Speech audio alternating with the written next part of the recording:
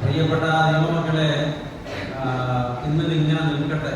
നിങ്ങൾ കണ്ണുകൊണ്ട് കാണാൻ പറ്റില്ലെങ്കിലും കാതുകൊണ്ട് ശ്രദ്ധിക്കുക.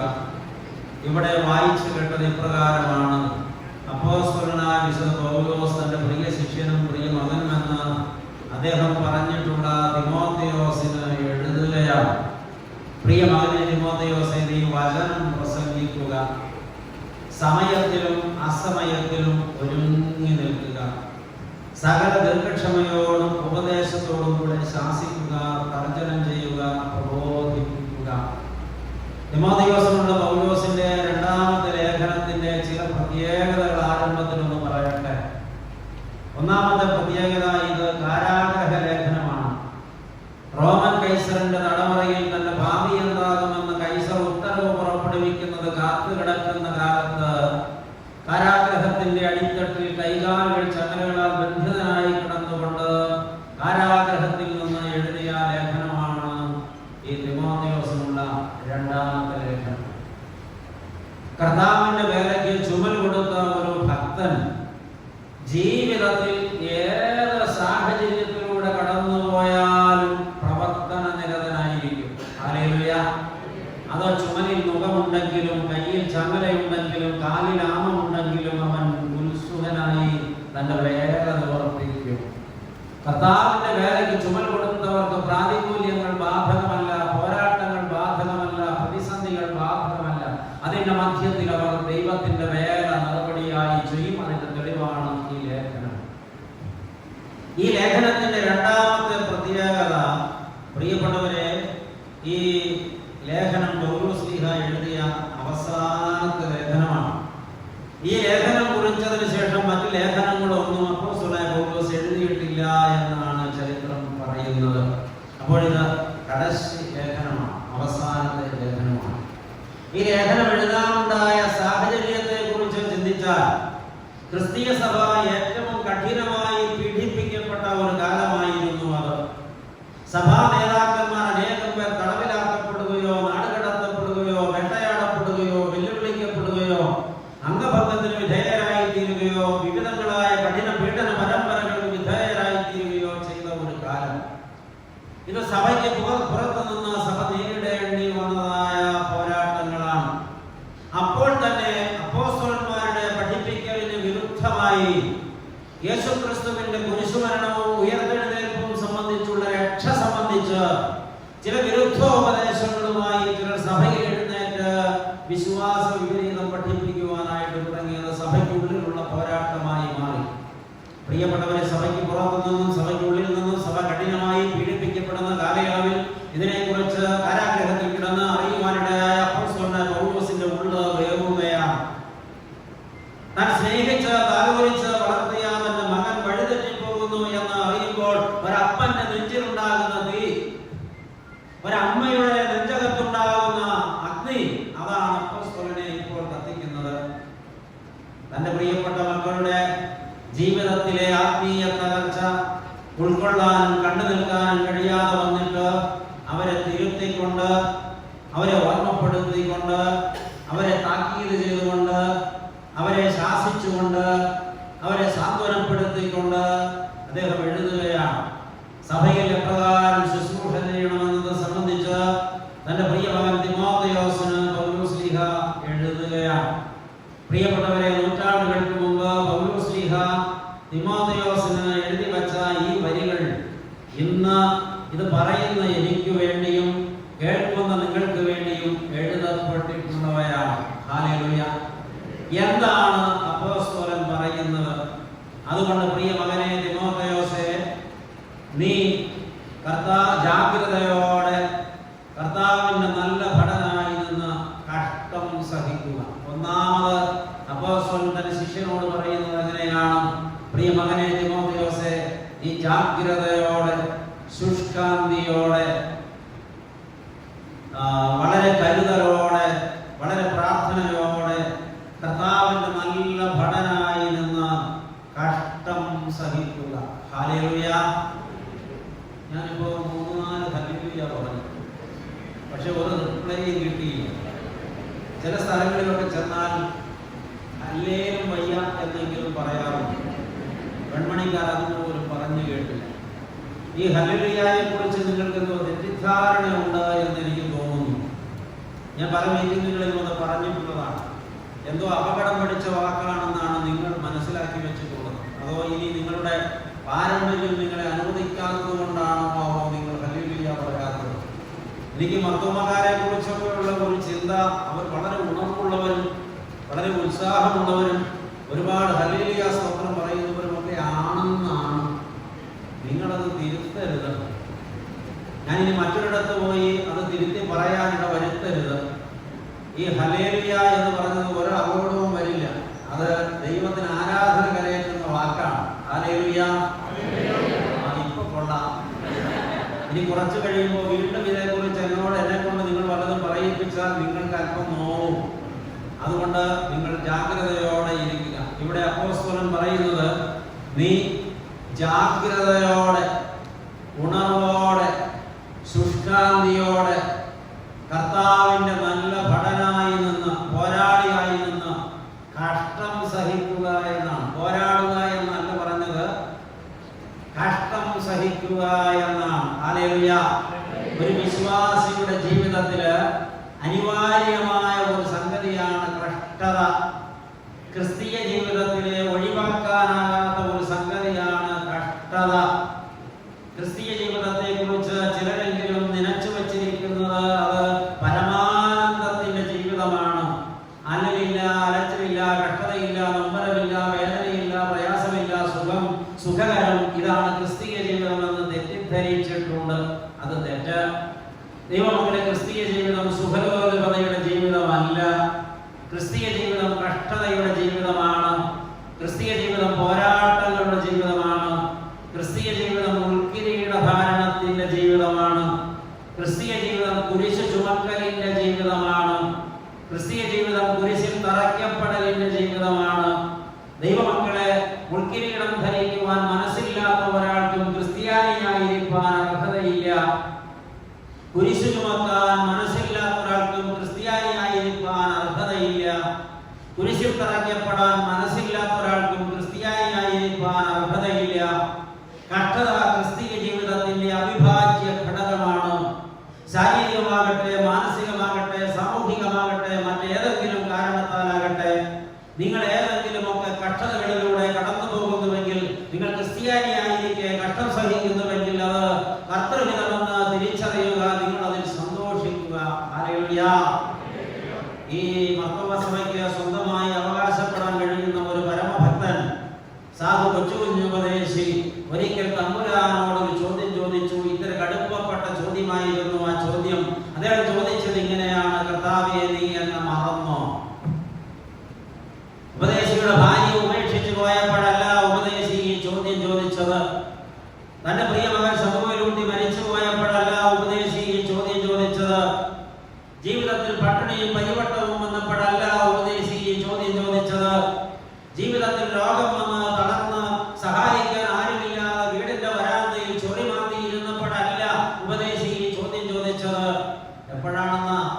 കഷ്ടതയോ, ഞെരുക്കമോ, പ്രയാസമോ, വേദനയോ, നൊമ്പരങ്ങളോ, യാതൊരു ക്ലേശങ്ങളോ ജീവിതത്തിലില്ലാത്ത ഒരു സുഖകാലം ജീവിതത്തിൽ വന്നു എന്ന് ബോധ്യപ്പെട്ടപ്പോൾ ഉപദേശി ചങ്കുകൊട്ടി തമ്പുരാനോട് ചോദിച്ച ചോദ്യമാണ്: കർത്താവേ, നീ എന്നെ മറന്നോ എന്ന്.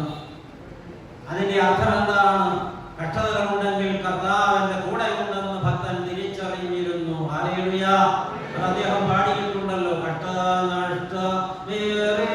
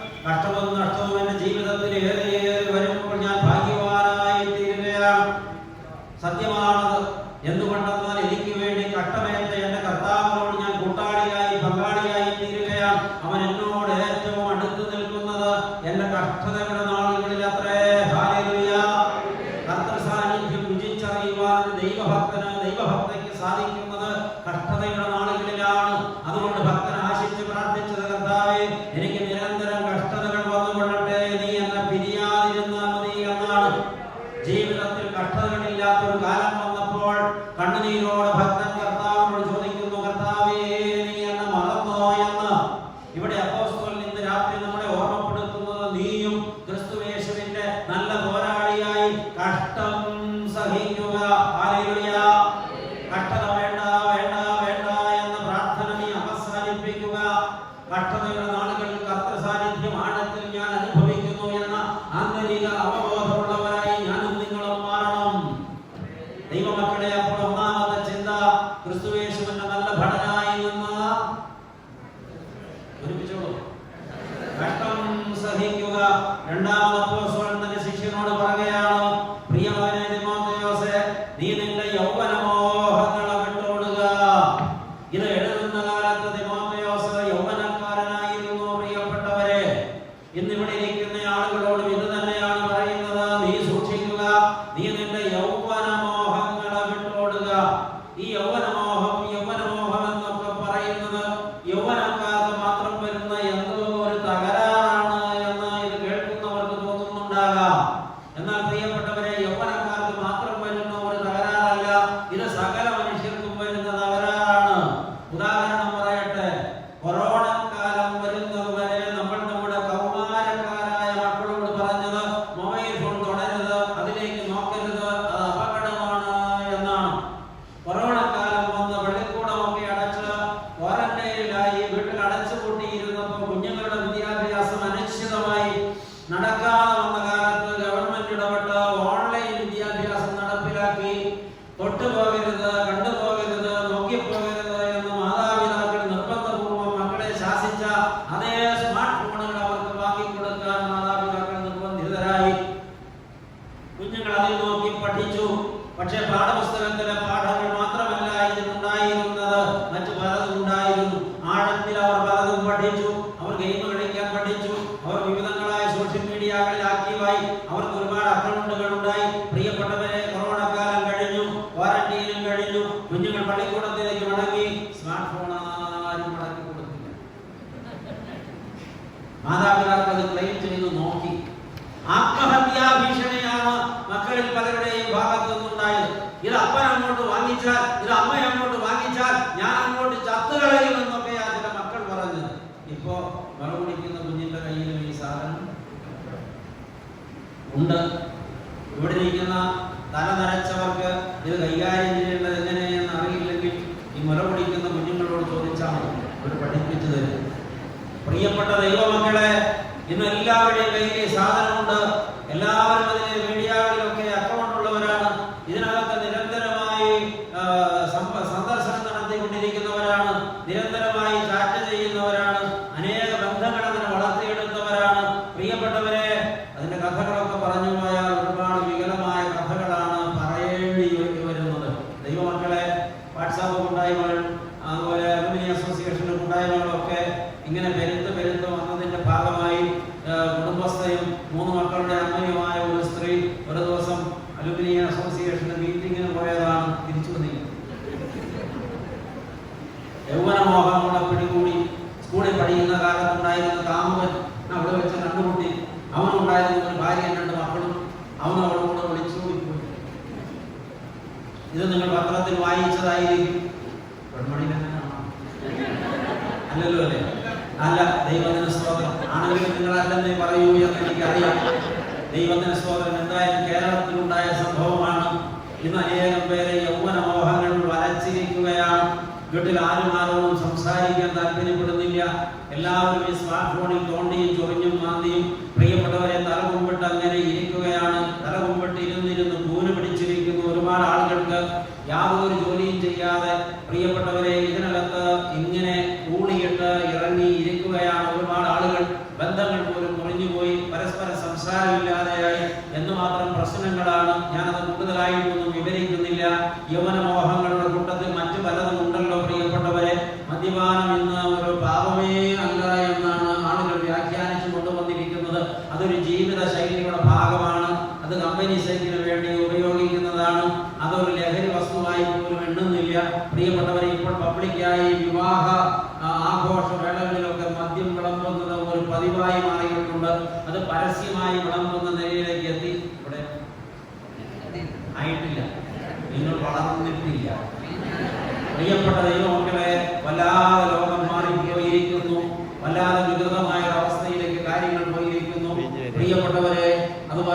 മയക്കുമരുന്ന് ഇന്ന് എല്ലായിടത്തും സുലഭമായി ലഭിക്കുന്നു.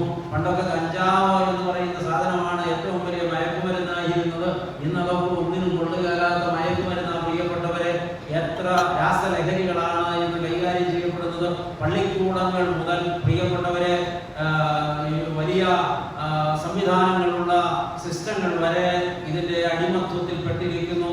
ആരാണ് ഉപയോഗിക്കുന്നതെന്ന് അറിയാൻ ഒരു നിവൃത്തിയുമില്ലാത്ത ഒരു നിലയിലേക്ക് കാലം പോയിരിക്കുന്നു. ഇന്ന് ഒരു താക്കീത് പറയുകയാണ്, നീ നിന്റെ യൗവനമോഹങ്ങളെ വിട്ട്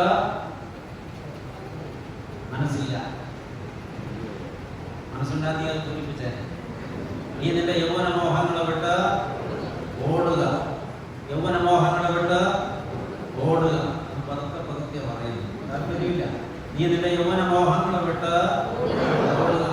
3 പ്രാവശ്യം പറഞ്ഞപ്പോഴാണ് വെളിവുണ്ടായത്. ദൈവത്തിന് സ്തോത്രം.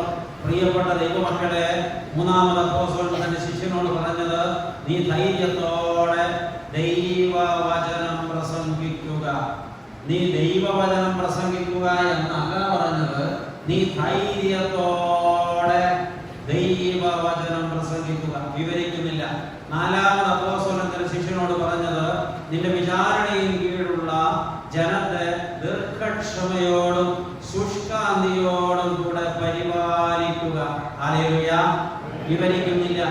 5-ാമത് അപ്പോസ്തലൻ തന്റെ ശിഷ്യനോട് പറഞ്ഞത്, പ്രിയമകനെ തിമോഥെയോസേ, നീ സമയത്തും അസമയത്തും ഒരുങ്ങി നിൽക്കുക. ഹല്ലേലൂയ. ഇന്ന് രാത്രികാലത്തെ ധ്യാന ചിന്തയ്ക്കായി 5-ാമത്തെ ചിന്ത മാത്രം വേർതിരിച്ചെടുക്കുകയാണ്. ഇന്ന് പറയുന്ന എന്നോടും കേൾക്കുന്ന നിങ്ങളോടും ദൈവത്തിന്റെ പരിശുദ്ധാത്മാവ് വ്യക്തമായി പറയുന്നു, വാത്സല്യ മക്കളെ, നിങ്ങൾ സമയത്തും അസമയത്തും ഒരുങ്ങി നിൽക്കുക. ഹല്ലേലൂയ. ഒരുങ്ങി നിൽക്കുക. സമയത്തിലും അസമയത്തിലും ഒരുങ്ങി നിൽക്കുക. രാത്രിയിലും പകലിലും ഒരുങ്ങി നിൽക്കുക. പ്രഭാതത്തിലും ദുർവാഹനത്തിലും മധ്യാഹനത്തിലും അപരാഹനത്തിലും സായാഹനത്തിലും ഒരുങ്ങി നിൽക്കുക. സന്ധ്യാസമയത്തും അർദ്ധരാത്രിക്കും കോഴി കൂകുമ്പോഴും വെളുപ്പാൻ കാലത്തും ഒരുങ്ങി നിൽക്കുക. പ്രിയ കുഞ്ഞെ, നീ ഉറങ്ങുമ്പോഴും നിന്റെ ഉള്ളുണർന്നിരിക്കട്ടെ, നീ ഒരുങ്ങി നിൽക്കുക. ഹല്ലേലൂയ. ദൈവത്തിന്റെ പരിശുദ്ധാത്മാവ് വ്യക്തമായി സംസാരിക്കുകയാണ് ഈ രാത്രി എന്നോടും നിങ്ങളോടും. നീ ഒരുങ്ങി നിൽക്കുക. ആമേൻ. അപ്പോൾ ആരാണ് ഒരുങ്ങി നിൽക്കേണ്ടത്? ആരോടാണ് ഒരുങ്ങി നിൽക്കാൻ പറഞ്ഞത്? ഒരു ചോദ്യം. 1-ാമത്തെ ചോദ്യമാണ്, ആരാണ് ഒരുങ്ങി നിൽക്കേണ്ടത്? എന്തുകൊണ്ട് ആരാണ് ഒരുങ്ങി നിൽക്കേണ്ടത്? 2-ാമത്തെ ചോദ്യം പിന്നെ ചോദിക്കാം. ആരാണ് ഒരുങ്ങി നിൽക്കേണ്ടത് എന്ന ചോദ്യത്തിന് 3 ഉത്തരങ്ങൾ പറയാം. 1-ാമത്തെ ഉത്തരം, വിശുദ്ധ മാമോദീസായാൽ മുദ്രകുത്തപ്പെട്ടവരെ, സ്വർഗത്തിലെ ജീവപുസ്തകത്തിൽ പേരെഴുതപ്പെട്ടവരെ, സ്വർഗരാജ്യത്തിലെ പ്രജകളായി എണ്ണപ്പെട്ടവരെ, ദൈവത്തിന്റെ പ്രിയ മക്കളെന്ന പദവി പ്രാപിച്ചവരെ, നിങ്ങൾ ഒരുങ്ങി നിൽക്കുക. ഹല്ലേലൂയ. ഒരു പ്രാവശ്യം കൂടെ പറയാം. വിശുദ്ധ മാമോദീസായാൽ മുദ്ര ചാർത്തപ്പെട്ടവരെ, സ്വർഗത്തിലെ ജീവപുസ്തകത്തിൽ പേരെഴുതപ്പെട്ടവരെ, സ്വർഗരാജ്യത്തിലെ പ്രജകളായി എണ്ണപ്പെട്ടവരെ, ദൈവത്തിന്റെ പ്രിയ മക്കളെന്ന പദവി പ്രാപിച്ചവരെ, നിങ്ങൾ ഒരുങ്ങി നിൽക്കുക. ഈ പറഞ്ഞ കാറ്റഗറിയിൽപ്പെട്ട ആരെങ്കിലും നിങ്ങൾക്ക് പരിചയമുണ്ടോ? ഇല്ല. നന്നാകാൻ പ്രയാസമാണ്. ആമേൻ. നിങ്ങൾ മാമോദീസ ഏറ്റവരാണ്. സംശയമുണ്ടോ? ആണോ? ആണ്. മാമോദീസ സ്വീകരിച്ച അന്ന് നിങ്ങളുടെ പേര് സ്വർഗത്തിലെ ജീവപുസ്തകത്തിൽ എഴുതപ്പെട്ടതാണ്. അറിഞ്ഞിട്ടുണ്ടോ? സംശയമുണ്ടോ? അന്ന് തന്നെ നിങ്ങൾ സ്വർഗരാജ്യത്തിലെ പ്രജകളായി തീർന്നവരാണ്. ജീവപുസ്തകത്തിൽ പേരെഴുതപ്പെട്ട നിമിഷം മുതൽ നിങ്ങൾ സ്വർഗത്തിലെ പ്രജകളാണ്. സംശയം ആവശ്യമുണ്ടോ? അന്ന് തന്നെ നിങ്ങൾ ദൈവമക്കളെന്ന പദവി പ്രാപിച്ചവരാണ്. അപ്പോൾ ഈ പറഞ്ഞ കക്ഷി ആരാ? ഉറക്കെ പറയണം. അതെനിക്കിഷ്ടം. സാധാരണ എവിടെയെങ്കിലും ചെന്നാൽ മൊത്തത്തിൽ എല്ലാവരുടെ കാര്യം പറയാം. ഇവിടെ ചില ആളുകൾ ഉറക്ക ഞാനാണെന്ന് പറഞ്ഞു. നന്നായി. ദൈവത്തിന് സ്തോത്രം. ഈ പറഞ്ഞ കക്ഷിയാരാ? ഉറക്കെ പറയൂ. ഞാനാണ്. അങ്ങനെ തന്നെ പറഞ്ഞോളൂ. നാട്ടുകാരുടെ മൊത്തം കാര്യം പറയണ്ട, അവനവന്റെ കാര്യം പറ. ഈ പറഞ്ഞ കക്ഷിയാരാ? ഒരുങ്ങി നിൽക്കേണ്ടതാരാ? ഞാനൊരു ഗാനമില്ലല്ലോ. ഞാനെന്ന് പറയാൻ പാടില്ല എന്ന് പണ്ട് അച്ഛൻ പ്രസംഗിച്ചിട്ടുണ്ട്. അതുകൊണ്ട് ഉണ്ടാതിരിക്കും. ഒരുങ്ങി നിൽക്കേണ്ടതാരാ? ആമേൻ. ബോധ്യപ്പെട്ടല്ലോ? ബോധ്യപ്പെട്ടല്ലോ? ബോധ്യപ്പെട്ടല്ലോ? ഇന്ന് ഈ ശബ്ദം കേട്ടുകൊണ്ടിരിക്കുന്ന സകല ജനത്തോട് ദൈവം പറയുന്നു, നീ സമയത്തും അസമയത്തും ഒരുങ്ങി നിൽക്കുക. ഈ ചോദ്യത്തിന്റെ രണ്ടാമത്തെ ഉത്തരം, സ്വർഗമണവാളനായ മശിഹായിക്ക് വിവാഹ നിശ്ചയം ചെയ്യപ്പെട്ട കർത്തൃമണവാളന്റെ മണവാട്ടിയെ നീ ഒരുങ്ങി നിൽക്കുക. ഹല്ലേലൂയ. അതാരാണെന്ന് അറിയാമോ? പരിശുദ്ധ സഭയാണ്. എന്ന് വെച്ചാൽ ആരാണാവോ? എവിടെ ഉള്ളതാ ഈ സഭ? ഭൂമിയിൽ. ഇവിടെയൊന്നുമല്ല. എവിടെയാ ഈ സഭയെ കുറിച്ചാൽ ആരാ? എന്ന് വെച്ചാൽ ആരാ? അതിന് ന്യൂക്ലിയസ് പറ. ഒരുങ്ങി നിൽക്കേണ്ടത് ആരാ? ഞാനാണ് ഈ സഭ. ഹല്ലേലൂയ. ഞാനും എന്നോട് ചേർന്നിരിക്കുന്ന സമൂഹവും ഒന്നിച്ചു ചേരുന്നതാണ് കർത്താവിന്റെ മണവാട്ടി സഭ. അപ്പൊ ചുരുക്കി പറഞ്ഞാൽ അതിന് ഏറ്റവും ചെറിയ ഘടകമാണ് ഞാൻ. അത് ഒരുങ്ങി നിൽക്കേണ്ടത് ആരാ? ഞാനാണ്. അപ്പൊ രണ്ടാമത്തെ ഉത്തരവും അത് തന്നെയാണ്. മൂന്നാമത്തെ ഉത്തരം എന്താണോ? ആരാണ് ഒരുങ്ങി നിൽക്കേണ്ടത്? യജമാനൻ തന്റെ ഗൃഹകാര്യം ചുമതലപ്പെടുത്തിയിട്ട് ദൂരദേശത്ത് പോയിരിക്കുന്നു. കണക്ക് ചോദിപ്പാൻ യജമാനൻ അപ്രതീക്ഷിതമായി മടങ്ങി വരുമ്പോൾ ഉണർവുള്ളവരായി കാണുന്നവർ ഭാഗ്യവാന്മാർ. അതുകൊണ്ട് നീയും ഒരുങ്ങി നിൽക്കുക. അതാരെ കുറിച്ചാണോ? അത് അച്ഛന്മാരെ കുറിച്ച്. ആരെ കുറിച്ചാ? ആരെ കുറിച്ച്? നിങ്ങൾക്ക് ദൈവം വല്ല താലന്തുകളും തന്നിട്ടുണ്ടോ? ഇല്ല. ഉണ്ടോ? കഴിവുകൾ എന്തെങ്കിലും കിട്ടിയിട്ടുണ്ടോ? ഈ കഴിവുകൾ കർത്താവിന് വേണ്ടി വ്യാപാരം ചെയ്യുന്നുണ്ടോ?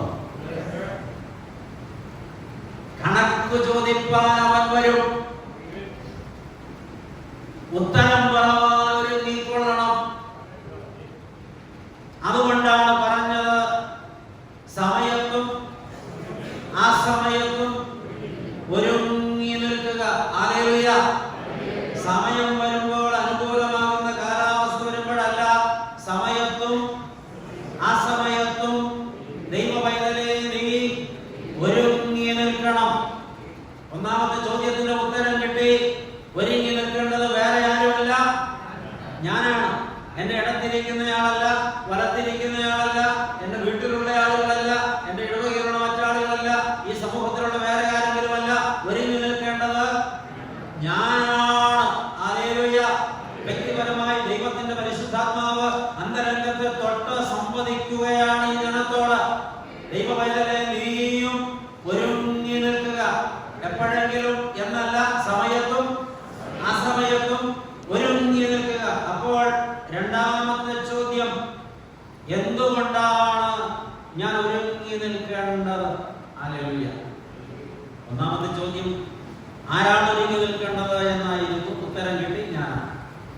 രണ്ടാമത്തെ ചോദ്യം, എന്തുകൊണ്ടാണ് ഞാൻ ഒരുങ്ങി നിൽക്കേണ്ടത്? ഈ ചോദ്യത്തിന് 3 ഉത്തരം പറയും. അത് പറഞ്ഞു കഴിയുമ്പോൾ പ്രസംഗം തീരും. സന്തോഷായി? ഇഷ്ടപ്പെട്ടിട്ടില്ലല്ലോ? ഹല്ലേലൂയ. ഹല്ലേലൂയ. ഹല്ലേലൂയ. എന്തുകൊണ്ട് ഞാൻ ഒരുങ്ങി നിൽക്കണം?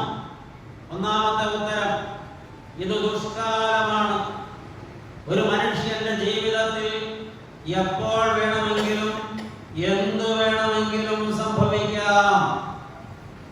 ക്ഷണിക്കപ്പെടാത്ത അതിഥിയായി, ഔചിത്യബോധമില്ലാത്ത കോമാളിയായ മരണം പടികടന്നെത്തി പിടികൂടി പടിയിറക്കി കൊണ്ടുപോകുന്ന നിമിഷമേതെന്ന് ആർക്കും അറിഞ്ഞുകൂടാത്തതിനാൽ ഹല്ലേലൂയ, സമയത്തും അസമയത്തും ഒരുങ്ങി നിൽക്കുക. ഇത് പറഞ്ഞുകൊണ്ട് നിൽക്കുന്ന എനിക്കോ കേട്ടുകൊണ്ടിരിക്കുന്ന നിങ്ങൾക്കോ ഈ അടുത്ത നിമിഷത്തിന് ഗ്യാരണ്ടിയില്ല, ഈ രാത്രിക്ക് ഗ്യാരണ്ടിയില്ല. എപ്പോഴാണ്, എവിടെ വെച്ചാണ്, ആരെയാണ്, എങ്ങനെയാണ് മരണം പിടികൂടുക എന്ന നിശ്ചയമില്ല. ഇപ്പോൾ നല്ല ആരോഗ്യവാന്മാരായിരിക്കാം, നമുക്ക് നല്ല പ്രായമായിരിക്കാം, ആരെയും കൂസാത്ത ചങ്കുറപ്പുണ്ടായിരിക്കാം, കയ്യും പോക്കറ്റും നിറയെ കാശുണ്ടായിരിക്കാം, എന്തിനും പോകുന്ന ചങ്കൂറ്റമുണ്ടായിരിക്കാം, സമൂഹത്തിലെ ഉന്നതമായ സ്ഥാനമാനങ്ങൾ കൈവശമുണ്ടായിരിക്കാം. എന്തുണ്ടായിട്ടും കാര്യമില്ല. മരണം ഏതു വേഷത്തിൽ എപ്പോഴെവിടെ വെച്ച് ആരെ എങ്ങനെ പിടികൂടുമെന്നറിയില്ല. അതുകൊണ്ടാണ് വചനം പഠിപ്പിക്കുന്നത്, സമയത്തും അസമയത്തും ഒരുങ്ങി നിൽക്കുക. ലോകത്തിലെ ഏറ്റവും വലിയ സെക്യൂരിറ്റി ഫോഴ്സ് സംരക്ഷണം കൊടുക്കുന്നയാളാണ് അമേരിക്കയുടെ പ്രസിഡന്റ്. അമേരിക്കയുടെ എക്കാലത്തെ വിഖ്യാതനായ പ്രസിഡന്റുമാരിൽ ഒരാളായിരുന്നല്ലോ ശ്രീ ജോൺ എഫ് കെന്നഡി. അദ്ദേഹം ഒരു റാലിയിൽ ഒരു വാഹനത്തിൽ സഞ്ചരിച്ചു കൊണ്ടിരിക്കുമ്പോൾ അപ്രതീക്ഷിതമായിട്ടാണ് സംഭവിച്ചത്. കൊലയാളി തൊട്ടടുത്ത് നിന്ന് നിറയൊഴിച്ചു. 6 പ്രാവശ്യം നിറയൊഴിച്ചെങ്കിലും അതിൽ ഒറ്റ വെടിയുണ്ട മാത്രമേ കെന്നഡിയുടെ ശരീരത്തിൽ തൊട്ടുള്ളൂ. ബാക്കി 5 വെടിയുണ്ടകളും അദ്ദേഹത്തിന്റെ അംഗരക്ഷകർ അവരുടെ ശരീരത്തിൽ ഏറ്റുവാങ്ങി. പക്ഷെ ആ വെടിയുണ്ട അയാളുടെ ഹൃദയം തുളച്ചപ്പുറം കടന്നുപോയി. മണിക്കൂറുകൾക്കുള്ളിൽ മരണം സ്ഥിരീകരിച്ചു. ഇവിടെ ആരും നമ്മൾ വെടിവെച്ച് കൊല്ലുമെന്ന് വിചാരിക്കേണ്ട. അതിന് സാധ്യത വളരെ കുറവാണ്. സംഭവ്യമല്ലെന്നും പറയുന്നില്ല. പക്ഷെ പ്രിയപ്പെട്ടവരെ, മരണം ഏത് ഭാവത്തിലും ഏത് രൂപത്തിലും എവിടെയും എങ്ങനെയും കയറി വരാം. No guarantee. നിങ്ങൾ ആരെങ്കിലും എപ്പോഴെങ്കിലും നിങ്ങളുടെ മരണത്തെ കുറിച്ച് ചിന്തിച്ചിട്ടുണ്ടോ? വെള്ളവസ്ത്രം പുതച്ച് കൈ നെഞ്ചത്തടുക്കി പിടിച്ച് ഒരു ശവപ്പെട്ടിക്കുള്ളിൽ നിങ്ങൾ കിടക്കുന്ന രംഗം നിങ്ങൾ എപ്പോഴെങ്കിലും കണ്ടിട്ടുണ്ടോ? എന്തുമാത്രം സ്വപ്നങ്ങൾ നിങ്ങൾ ദിനംപ്രതി കാണുന്നവരാണ്.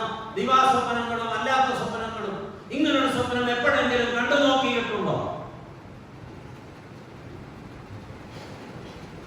എന്റെ ജീവിതത്തിൽ ഇങ്ങനൊരു സംഭവം ഉണ്ടാവില്ല എന്നൊരു ചിന്ത നിങ്ങളെ ആരെയെങ്കിലും ഭരിക്കുന്നുണ്ടെങ്കിൽ അത് വൃഥാ മൂഢത്വമാണ്.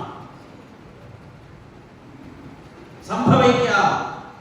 മനുഷ്യന്റെ ജീവിതം വളരെ നിസ്സാരപ്പെട്ടതാണ്.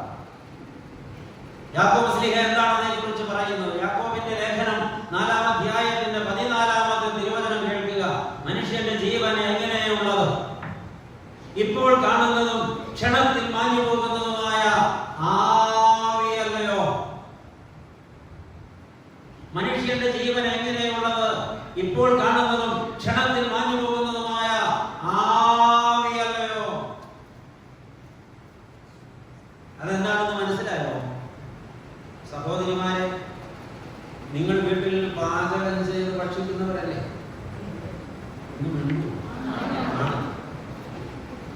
ഈ കങ്കാരു വരുന്നത് പോലെ പുറത്ത് ബാഗ് നോക്കിക്കൊണ്ടുവരുന്ന പിള്ളേർ തരുന്നത് കൊണ്ടുവന്ന് വീട്ടിൽ കൊണ്ടുവരുന്നത് കോളി ബെല്ലടിക്കുമ്പോൾ വാങ്ങി തിന്നുന്ന ശീലമൊന്നും ആയിട്ടില്ലല്ലോ. വളർന്നിട്ടില്ല. ഞങ്ങളുടെ നാട്ടിലൊക്കെ ഇപ്പൊ അങ്ങനെയാ തീറ്റ. അടുപ്പ് കത്തിക്കുന്നില്ല. ദൈവമക്കളെ, നിങ്ങൾ പ്രഷർ കുക്കറിൽ പാചകം ചെയ്യാറുണ്ടോ? പ്രഷർ കുക്കറിൽ ആഹാരമിട്ടടച്ചടുപ്പത്ത് വെച്ചടിയിൽ തീയും കൊടുത്ത് അല്പനേരം കാത്തിരുന്നാൽ അതുറപ്പല്ലേ? പ്രതീക്ഷിക്കണ്ടേ? സീൽക്കാര ശബ്ദത്തോടെ ത്രികോണാകൃതിയിൽ നീരാവി പാറിപ്പോകുന്നത് നിങ്ങൾ കണ്ടിട്ടില്ലേ? പറയും, കണ്ടിട്ടുണ്ട്. ഇത് കാണുന്ന മാത്രയിൽ കണ്ണും കടയ്ക്കണം. 1 2 3 4 5 6 7 8 9 10 എന്ന് എണ്ണിയിട്ട് കണ്ണ് തുറക്കണം. മീരാവിയൊക്കെ കാണണം. എന്ത് പറ്റി? ഇപ്പൊ കണ്ടതല്ലേ, കണ്ടതല്ലേ, കണ്ണാല കണ്ടത് 10 വരെ എണ്ണി കണ്ണു തുറന്നപ്പോൾ എവിടെ പോയി? കണ്ണുപോയി. ഇത്രയേ ഉള്ളു മനുഷ്യ നിന്റെ ജീവന്റെ നിലനിൽപ്പ്. ഇപ്പോൾ കാണും, അടുത്ത ക്ഷണത്തിൽ നീ കാണുകയില്ല. കാറ്റ് ആവി അങ്ങ് പോകും, നീ നിശ്ചലനാവും. അത്രയേ ഉള്ളൂ. എന്താ ഇവിടുത്തെ അപകടമെന്നറിയാമോ? ഒരുങ്ങേണ്ട സമയത്ത് ഒരുങ്ങേണ്ടതുപോലെ ഒരുങ്ങാത്ത ഒരുത്തനും ഒരുത്തിയും എത്തേണ്ട സമയത്ത് എത്തേണ്ടതുപോലെ എത്തേണ്ട ഇടത്ത് എത്തില്ല. ഇതല്ല നമ്മൾ എത്തേണ്ട സ്ഥലം, ഇതല്ല നമ്മൾ ശാശ്വതമായി വസിക്കേണ്ട ലോകം, ഇതല്ല നമ്മുടെ ശാശ്വതമായ ഇടം. ഇതിനപ്പുറത്തൊരു ലോകമുണ്ട്. ഒരുങ്ങേണ്ട സമയത്ത് ഒരുങ്ങിയിട്ടില്ലെങ്കിൽ ഛേദം വരുന്നു ഞാൻ. അതുകൊണ്ടാണ് വ്യക്തമായി പറയുന്നത്. മത്സരിച്ചും കുതികാൽ വെട്ടിയും പരസ്പരം തോൽപ്പിച്ചും പരസ്പരം പോരാടിയും എല്ലായിടത്തും പ്രശ്നം സൃഷ്ടിച്ചും എല്ലാവരുടെയും കുറ്റം കണ്ടുപിടിച്ചും എല്ലാവരെയും വേട്ടയാടിയും മതിച്ച് പുളച്ച് നടന്ന് നീ അപ്രതീക്ഷിതമായി മരണം നിന്നെ പിടികൂടി കൊണ്ടുപോയാൽ, നീ മാനസാന്തരപ്പെടാതെ മരിച്ചാൽ നിന്റെ ബാക്കി കാര്യം എന്താകും? ഈ കാലഘട്ടത്തിൽ ജനം ഭയങ്കര മത്സരികളാണ്. ആരെയും വകവയ്ക്കുന്നില്ല, ആരെയും അനുസരിക്കുന്നില്ല. പ്രധാനപ്പെട്ട അജണ്ട എന്താ? ആർക്കാണ് ഇന്നൊരു പണി കൊടുക്കാൻ പറ്റുക? ആരെയാണ് ഇന്ന് തോൽപ്പിക്കാൻ പറ്റുക? ആരെയാണ് കുളിപ്പിച്ച് കിടത്താൻ പറ്റുക? ഇത് ചിന്തിച്ചുകൊണ്ടാണ് നേരെ വിളക്കുമ്പോ കണ്ണു തിരുമ്പി തുറക്കുന്നത്. എന്നിട്ട് പിന്നെ അതിനു വേണ്ടിയുള്ള പരിശ്രമമാണ്.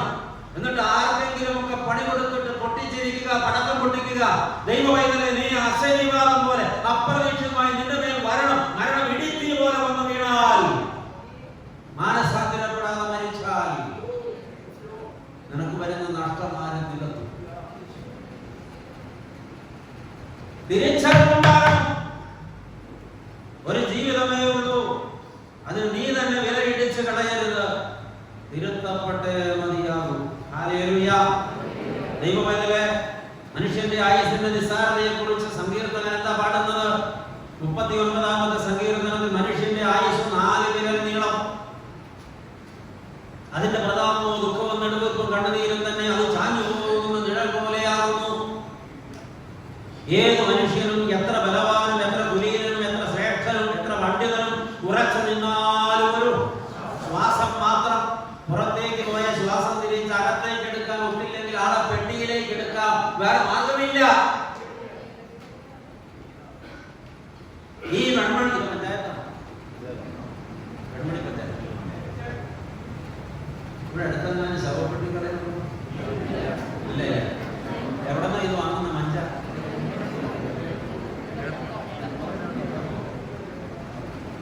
ഈ പിടിയിട്ടില്ല അല്ലെ? എനിക്കത് അറിഞ്ഞിട്ട് കാര്യമില്ല. അവിടെ പണി തീർത്ത് വെച്ചിരിക്കുന്ന ഏതെങ്കിലും ഒരു മഞ്ചലിന്റെ ഉടമസ്ഥനാകുമോ ഇവിടെ ഇരിക്കുന്ന ഒരാൾ? സാധ്യതയില്ലേ? സാധ്യതയില്ലേ? നീ അത് എപ്പോഴെങ്കിലും ചിന്തിച്ചിട്ടുണ്ടോ? ഒരുങ്ങിയിട്ടുണ്ടോ? ജീവിതം ക്രമപ്പെടുത്തിയിട്ടുണ്ടോ? പാപത്തോട് വിട പറഞ്ഞിട്ടുണ്ടോ? നിന്റെ രഹസ്യ ജീവിതം വിശുദ്ധമാക്കിയിട്ടുണ്ടോ? നിന്റെ അമ്മയുടെ ഗർഭത്തിൽ നിന്ന് ഉരുവാക്കിയ നാൾ മുതൽ നിന്റെ അന്തരംഗത്തെ കണ്ട തമ്പുരാന്റെ മുമ്പിൽ കണക്ക് ബോധിപ്പിക്കണ്ടേ നിനക്ക്?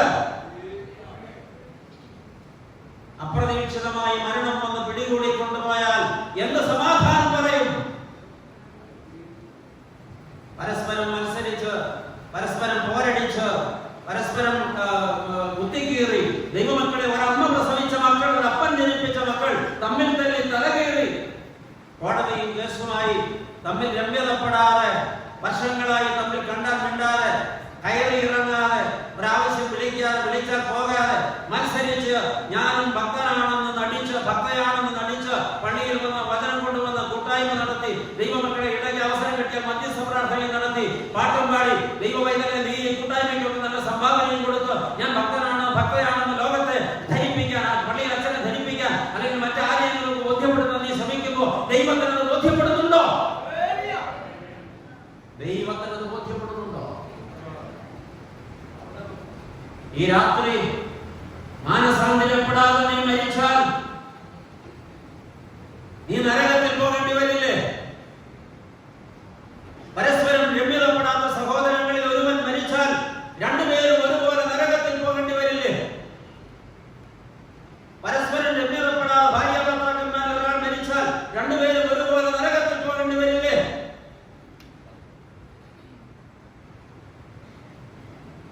ഇനി എന്ന് നന്നാകാനാണ് ഇത് നീക്കി വെക്കുന്നത്? അപ്രതീക്ഷിതമായി മരണം വരും. ഒരുങ്ങിയിരുന്നാൽ നല്ലത്, ഒരുങ്ങിയിരുന്നാൽ നല്ലത്. ഹല്ലേലൂയ. ഒരുങ്ങിയിരുന്നാൽ നല്ലത്. ദൈവമക്കളെ, ഞാനിത് പ്രസംഗിക്കുമ്പോ ഇത് പച്ചയ്ക്ക് തൊട്ടറിഞ്ഞ മനുഷ്യനാണ് ഞാൻ. നിങ്ങൾക്ക് അനേകം പേർക്കും ആ സംഭവം അറിയാം. ഞാനൊരു കുടുംബസ്ഥനാണ്, 3 മക്കളുടെ അപ്പനാണ്. ഞങ്ങൾക്ക് ദൈവം തന്നത് 3 ആൺകുഞ്ഞുങ്ങളെയാണ്. ഞങ്ങളുടെ മൂത്ത മകൻ ഇപ്പോൾ 35 വയസ്സായി.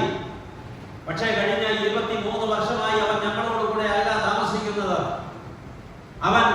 അവന്റെ സ്വന്തം അപ്പച്ചന്റെ കൂടെ പരദേശയിൽ ദൈവസന്നിധിയിലാണ് താമസിക്കുന്നത്. അവന്റെ 12ാമത്തെ വയസ്സിൽ അപ്രതീക്ഷിതമായി ഒരു ദിവസം അത് സംഭവിച്ചു. പ്രിയപ്പെട്ടവരെ, അന്ന് പകലന്തിയോളം വീടിന്റെ മുറ്റത്ത് ഒരു കുഞ്ഞു തൂമ്പാകൊണ്ട് കുഴികുത്തി അയൽവക്കത്തെ വീടുകളിലൊക്കെ പോയി അവിടെ നിന്ന് പൂക്കളോടുകൂടെ ചെടികൾ ഒടിച്ചുകൊണ്ട് വരികയാണ്. പൂക്കളോടുകൂടെ, അവരുടെ പെർമിഷനോടുകൂടിയാണ്. എന്നിട്ട് അവൻ പൂന്തോട്ടം നട്ടുണ്ടാക്കുകയാണ്. നട്ട അന്ന് തന്നെ എല്ലാ ചെടികളിലും പൂക്കൾ വിരിഞ്ഞിരിക്കുന്നു. പൂക്കളോടുകൂടിയാണ് ചെടി നട്ടത്. അപ്പൊ ഞാൻ ചോദിച്ചു, മോനെ ഇതെന്താ ഇങ്ങനെ? സാധാരണ ആളുകൾ ചെടി നട്ടാൽ കുറെ കഴിഞ്ഞല്ലേ പൂ വിരിയുന്നത്. അച്ചാച്ച, നമ്മൾ പൂ നട്ടിട്ട് പൂ വിരിയോളം നമുക്ക് കാത്തിരിക്കാൻ കഴിഞ്ഞില്ലെങ്കിലോ? ദൈവമക്കളെ, ഒരു ദീർഘദർശനമാണോ എന്ന് എനിക്ക് മനസ്സിലായില്ല. വൈകുന്നേരമായിട്ട് അവൻ ജോലി നിർത്തിയിട്ടില്ല. അവന് പൂക്കൾ നട്ടിട്ട് മതിയാകുന്നില്ല. ചെടിയല്ല, പൂക്കളാണ് നടുന്നത്. മുറ്റം നിറച്ച് പൂക്കൾ നട്ട് വെച്ചിരിക്കുക. ഞാൻ വൈകിട്ട് ഇതുപോലെ കൺവെൻഷന് പോകാൻ കുപ്പായം ഇട്ടിറങ്ങി. അപ്പോൾ ഞാൻ പറഞ്ഞു, മോനെ ഇനി മതി, ഇരുട്ട് വരക്കുകയാണ്, നീ വീടിനകത്തോട്ട് കയറ്. അവൻ കയ്യിൽ മണ്ണുമായിട്ട് ഓടി വന്നു.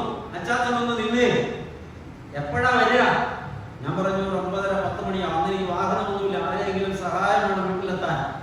ഒരുപാട് ദൂരെയല്ല ഞാൻ പ്രസംഗിക്കാൻ പോകുന്ന സ്ഥലം. ആരെങ്കിലും കൊണ്ടുവിടുമായിരിക്കും. 10 മണിയാകുമ്പോഴേക്കും വരാം. ഞാനൊരു കാര്യം പറഞ്ഞോട്ടെ. എന്താ? ഇന്ന് അച്ചാച്ചനോട് 9 മണിക്ക് വരണം. മോനെ, 9 മണി വരെയാണ് അവിടെ പ്രസംഗം. അത് കഴിഞ്ഞ് പിന്നെ അച്ചാച്ചനോട് എത്തണ്ടേ? 10 മണിയാകുമ്പോഴേ വരത്തുള്ളൂ. ശ്രമിച്ചാൽ സാധിക്കില്ലേ? ഉറപ്പായിട്ട് കഴിയില്ല. 10 മണിയാവും. എന്തേ? എന്നാ സാരമില്ല, അച്ചാച്ചൻ പോയിക്കോ. അവൻ ഏതി വലിഞ്ഞ് എന്റെ ഉടുപ്പിൽ എന്തും തൊടാതെ ചെടി പറ്റിയ കൈ ഒതുക്കി പിടിച്ച് എന്റെ ഇരു കവളിലും ചുംബനം തന്നാണെന്ന് എന്നെ യാത്രയാക്കിയത്. ഞാൻ കൊടുത്തു അവന്റെ ഇരു കവളിലും ചുംബനം. ദൈവമക്കളെ, അന്ന് രാത്രി 9:45 ഞാൻ തിരിച്ചെന്റെ വീട്ടിലെത്തി. വരുമ്പോൾ എന്റെ ഭാര്യ പറഞ്ഞു, മക്കൾ കിടന്നുറങ്ങി. മൂത്ത കുഞ്ഞുങ്ങൾ 2 പേരുമേ അങ്ങുള്ളൂ. അവർ നേരത്തെ കിടന്നുറങ്ങി. അവൻ കൃത്യം 9 മണിക്ക് മുമ്പ്, 9 മണി വരെ അച്ചാച്ചൻ ഇപ്പോൾ വരും പറഞ്ഞ് കാത്തിരുന്നു. 9 മണിയായപ്പോൾ അത്താഴമൊക്കെ കഴിച്ച് 2ാമതും വാങ്ങിയുണ്ട്, 3ാമതും വാങ്ങിയുണ്ട്. വയറ് നിറച്ച് ഉണ്ടിട്ട് പോയി കിടന്നുറങ്ങി. പിന്നെ ഞാൻ കുഞ്ഞിനെ ശല്യം ചെയ്യാൻ പോയില്ല. ദൈവമക്കളിൽ ഒരു 10-10:30 മണിയോടടുത്ത് എന്റെ ഭാര്യ ഒരു ബക്കറ്റ് ചൂടുവെള്ളവുമായി കുളിക്കാൻ ബാത്റൂമിലേക്ക് പോകുമ്പോ ഈ കുഞ്ഞ് കമിഴ്ന്ന് കിടക്കുകയാണ്. അവന്റെ കാൽവെള്ളം വിളറി വെളുത്തിരിക്കുന്നു. അതെന്താണ് അങ്ങനെ എന്നറിയാൻ വെള്ളം അവിടെ വെച്ചിട്ട് കുഞ്ഞിന്റെ കാലിൽ പിടിച്ച എന്റെ ഭാര്യ ഞെട്ടി. അവന്റെ കാലിന് ഐസ് പോലെ തണുപ്പാണ്. അവൾ എന്നെ അലറി വിളിച്ചു. അച്ചാച്ചൻ ഓടി വന്ന്, ഈ കുഞ്ഞിനെന്തോ കുഴപ്പമുണ്ടല്ലോ.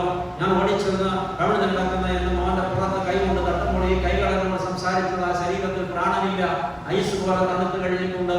അവൻ കിടന്ന സമയത്ത് തന്നെ അവന്റെ പ്രാണൻ പറിച്ചെടുക്കപ്പെട്ടിരുന്നു.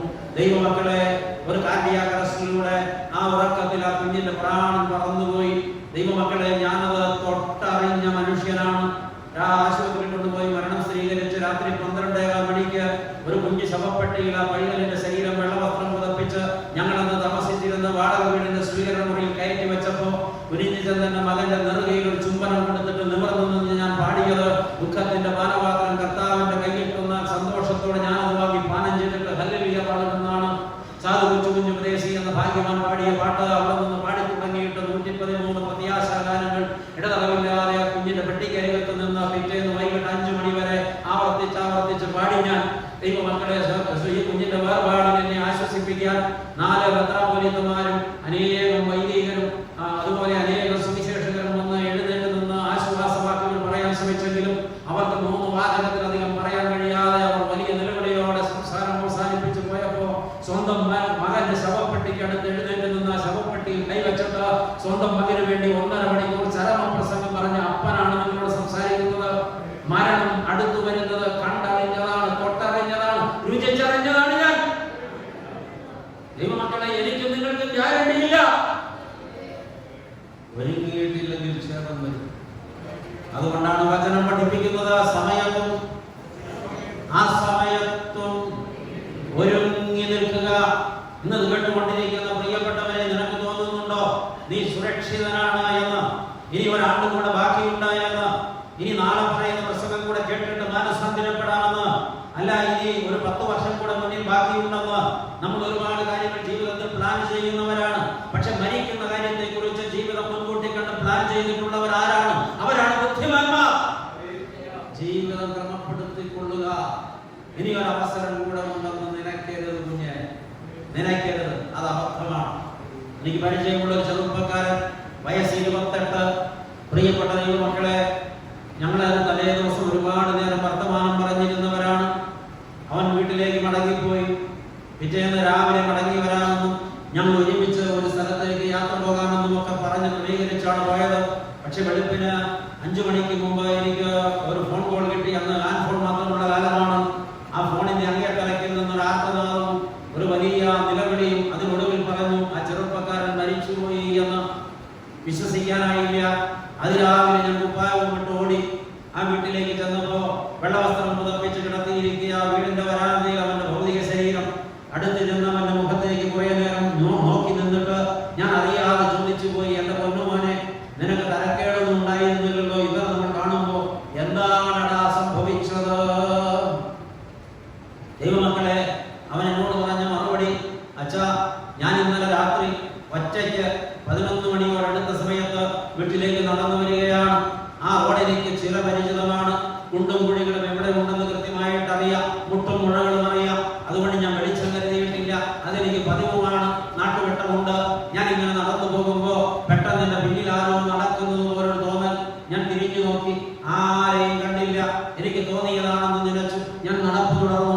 അപ്പോൾ എനിക്ക് തോന്നുന്നു തൊട്ടടുത്താരോ നടക്കുന്നത് പോലെ. ഞെട്ടലോടെ ഞാൻ തിരിഞ്ഞു നോക്കി, ആരെയും കണ്ടില്ല. അപ്പോഴും എനിക്ക് തോന്നി, എനിക്ക് മനസ്സിൽ വെറുതെ തോന്നിയതായിരിക്കുമെന്ന്.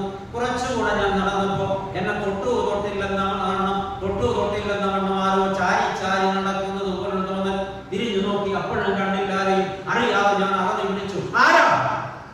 പെട്ടെന്ന് പിന്നിൽ ഒരാൾ, പേടിക്കണ്ട, നീ ഒട്ടും പേടിക്കണ്ട, ഞാനൊരു മാലാഖയാണ്, സ്വർഗത്തിൽ നിന്ന് അയച്ചതാണ് എന്നെ.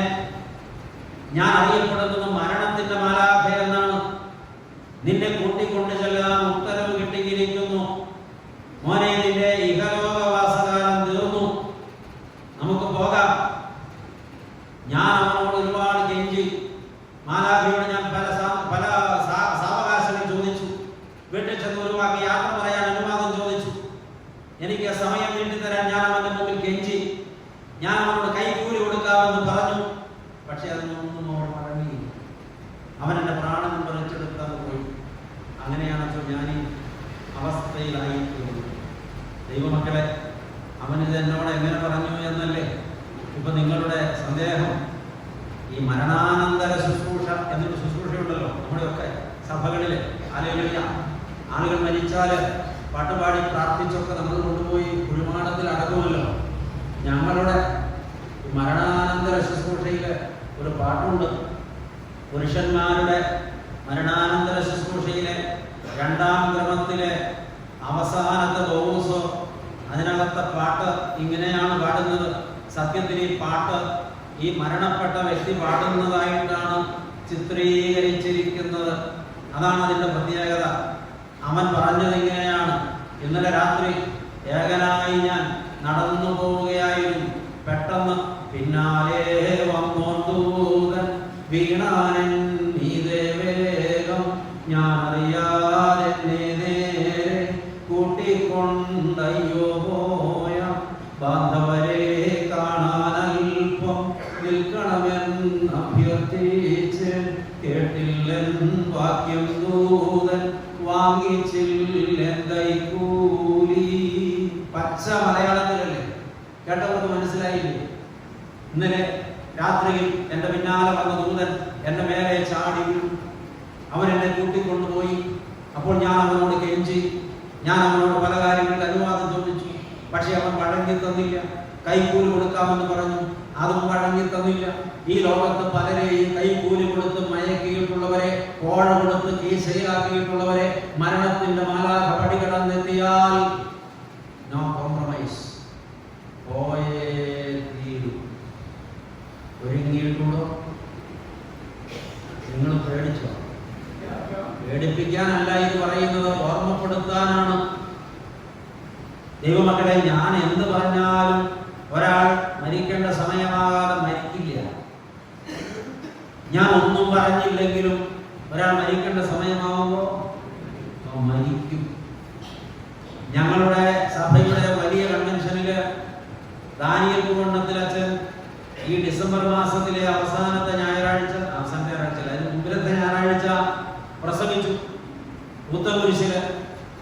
അപ്പോൾ 2 സഭയുടെ കാതോലിക്കമാരിയ്ക്കുകയാണ്. ഞങ്ങളുടെ സഭയുടെ കാതോലിക്കമാരുണ്ട്, മലങ്കര കത്തോലിക്ക സഭയുടെ കാതോലിക്ക ക്ലിമീസ് ബാവായുമുണ്ട്, മറ്റ് മെത്രാപ്പോലീത്തമാരൊക്കെ ഇരിപ്പുണ്ട്. പൂർണ്ണതലത്തിൽ പ്രസംഗിച്ചു, ഈ നിൽക്കുന്ന ഞാൻ മരിക്കും, ഈ ഇരിക്കുന്ന തിരുമേനിമാരെല്ലാവരും മരിക്കും, ഉറപ്പായിട്ടും മരിക്കും. തിരുമേനിമാർ പരസ്പരം നോക്കി ചിന്തിച്ചു.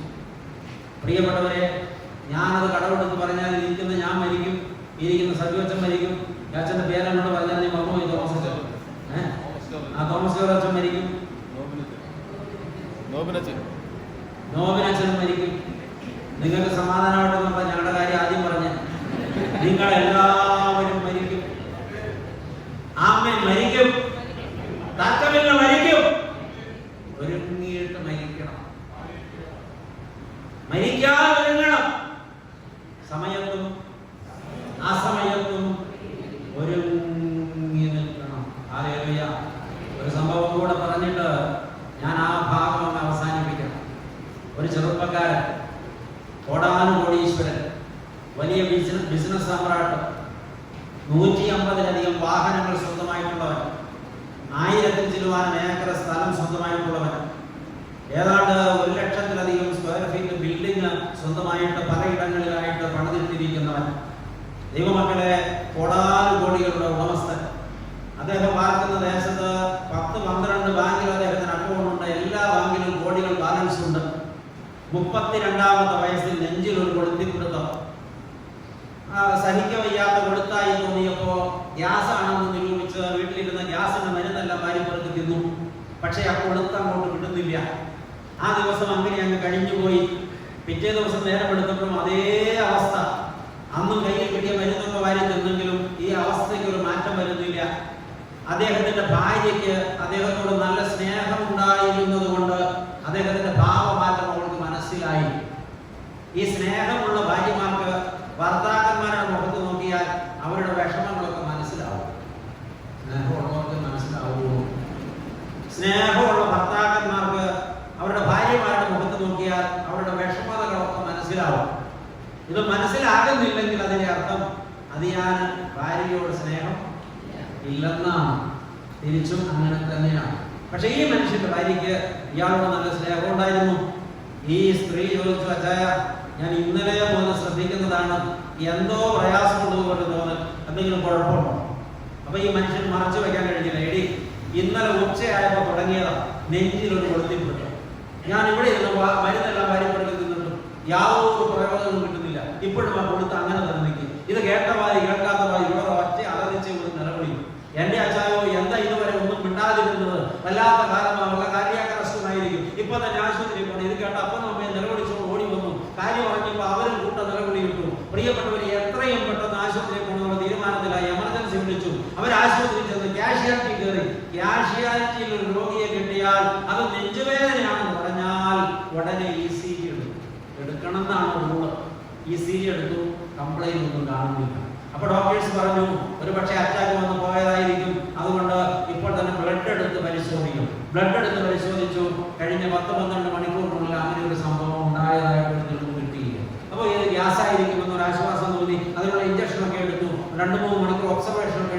ചെറിയൊരു ശബ്ദമൊക്കെ കിട്ടി. ഇയാളോട് പറഞ്ഞു, ഡോക്ടർ ഏതായാലും ഇപ്പൊ വീട്ടിൽ പോക്കോ, തൽക്കാലം തരക്കേടൊന്നും കാണുന്നില്ല. പക്ഷെ ഇങ്ങനെ ഒരു സിംറ്റം കാണിച്ച നിലയ്ക്ക് ഒരു എക്സിക്യൂട്ടീവ് ചെക്കപ്പ് എടുക്കുന്നത് നല്ലതാണ്. നിങ്ങൾ ഇടയ്ക്കിടയ്ക്ക് എക്സിക്യൂട്ടീവ് ചെക്കപ്പ് എടുക്കാറുണ്ട്, നല്ലതാ. പ്രയോജനമൊന്നുമില്ലല്ലോ, പക്ഷെ നല്ലതാ. ദൈവമക്കളെ, ഈ മനുഷ്യൻ ആ ഹോസ്പിറ്റലിൽ അന്വേഷിച്ചു. വലിയ ഹൈടെക് ഹോസ്പിറ്റലാ. 5000-ന്റെ പാക്കേജുണ്ട്, 10,000-ന്റെ പാക്കേജുണ്ട്, 50,000-ന്റെ പാക്കേജുണ്ട്, 1,00,000-ന്റെ പാക്കേജുണ്ട്. ഈ 1,00,000-ന്റെ പാക്കേജ് എടുത്തു കഴിഞ്ഞാൽ എക്സിക്യൂട്ടീവ് ചെക്കപ്പില് തലേന്ന് മുടി മുതൽ കാലിൽ നഖം വരെ പരിശോധിക്കും. അതിനുള്ള ഫെസിലിറ്റി ഒക്കെ ഉണ്ട്. ഇപ്പോ നിങ്ങൾക്കറിയോ, കാലിൽ നഖത്തിന് വരെ ഡോക്ടറായി. പണ്ടൊക്കെ കണ്ണിനും കാതിനും ഒക്കെ ഡോക്ടർ ഉണ്ടായിരുന്നു. ഇപ്പോ കാലിൽ നഖത്തിന് വരെ ഡോക്ടറായി. പോട്ടെ പ്രിയപ്പെട്ടവരെ, ഇവിടെ 1,00,000-ന്റെ പാക്കേജ് ബുക്ക് ചെയ്തു. അപ്പൊ ഡോക്ടർ പറഞ്ഞു, ഈ താമസിക്കുന്ന നാളെ വെളുപ്പിന് 5 മണിക്ക് പോലെ. അതിരാവിലെ എഴുന്നേറ്റ് കുടിയും പാസ്സാക്കി ഇയാൾ നേരെ ആശുപത്രിയിലോട്ട് ചെന്നു. കാർ കൊണ്ടുവന്ന് ആശുപത്രിയുടെ VVIP പാർക്കിങ്ങിൽ അവിടെ പോർച്ചിൽ പാർക്ക് ചെയ്തു. അത് കഴിഞ്ഞ് അകത്ത് കയറി അന്നേരം മുതൽ ബ്ലഡ് കുത്തി എടുക്കുന്നു, പരിശോധിക്കുന്നു. അത് കഴിഞ്ഞ് ഭക്ഷണം കഴിപ്പിക്കുന്നു, വീണ്ടും ബ്ലഡ് കുത്തി എടുക്കുന്നു, പരിശോധിക്കുന്നു. ആ ആശുപത്രി ഇൻസ്റ്റാൾ ചെയ്തിരിക്കുന്ന സകല മെഷീനകത്ത് കയറ്റി കറക്കി തിരിച്ച് അകമ്പുറം പരിശോധിച്ച് സ്കാനിങ് പല വിധത്തിൽ നടത്തി. ദൈവമക്കളെ, എന്തിനാണ് പറയുന്നു, വൈകുന്നേരം ഒരു 7 മണി വരെ നിർത്താതെ പരിശോധനകളെല്ലാം കഴിഞ്ഞപ്പോൾ ഡോക്ടർ പറഞ്ഞു, ഇനി കുറച്ചു നേരം വിശ്രമിക്കാറുണ്ട്, ഇതിന്റെ ഫയലൊക്കെ ഇങ്ങ് വരാം. അദ്ദേഹം ആ ആശുപത്രിയുടെ വരാന്ത കുത്തിയിരുന്നു. വരാന്ത മീൻസ് നമ്മുടെ നാട്ടിലുള്ള സാധാരണ ആശുപത്രി ഒന്നല്ല കേട്ടോ, കൊള്ളാവുന്ന ഒരു വലിയ ഹൈടെക് ഹോസ്പിറ്റലില്ല. അദ്ദേഹം അവിടെ കുത്തിയിരുന്നു. അത് കഴിഞ്ഞ് ഫയലെല്ലാം ഒരു 7:30 മണി 7:45 ഡോക്ടർമാരെ വിളിച്ചു. ഇത്രയും കനത്തിലൊരു ഫയൽ മേശപ്പുറത്തിരിക്കുകയാണ്.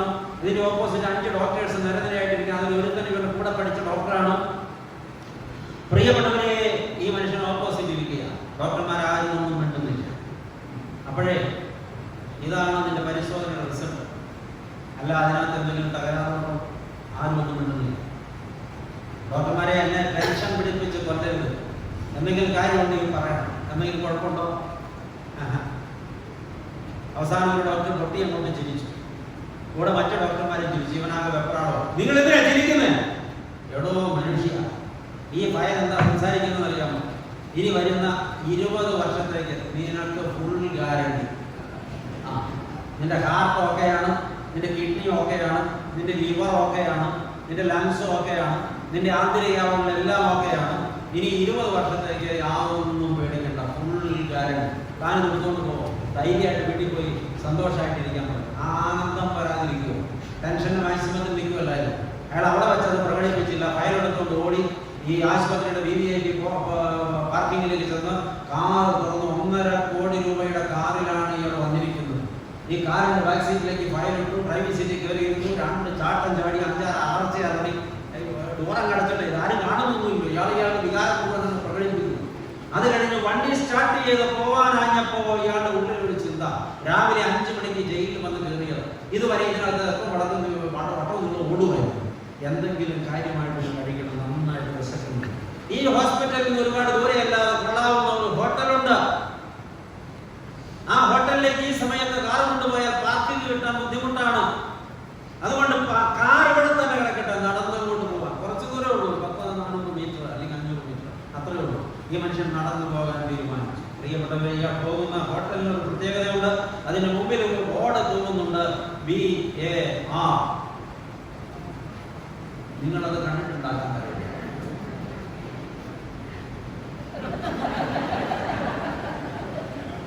BAR കണ്ടിട്ടുണ്ടോ? സ്ത്രീകൾ കണ്ടിട്ടുണ്ടോ? കൺമണിയിലെ പുരുഷന്മാരെ കണ്ടിട്ടേ ഇല്ല. അല്ല പ്രിയപ്പെട്ടവർ, ഈ 3 അക്ഷരത്തിന്റെ പൂർവ്വം അറിയാവുന്ന ആരെങ്കിലും BAR. എന്റെ അച്ഛാ, ആവശ്യം വരുമ്പോൾ അവിടെ കയറും, ആവശ്യം കഴിയുമ്പോൾ ഇറങ്ങി പോരും. ഇതല്ലാതെ പൂർവ്വം ഒന്നും അന്വേഷിച്ചിട്ടില്ല.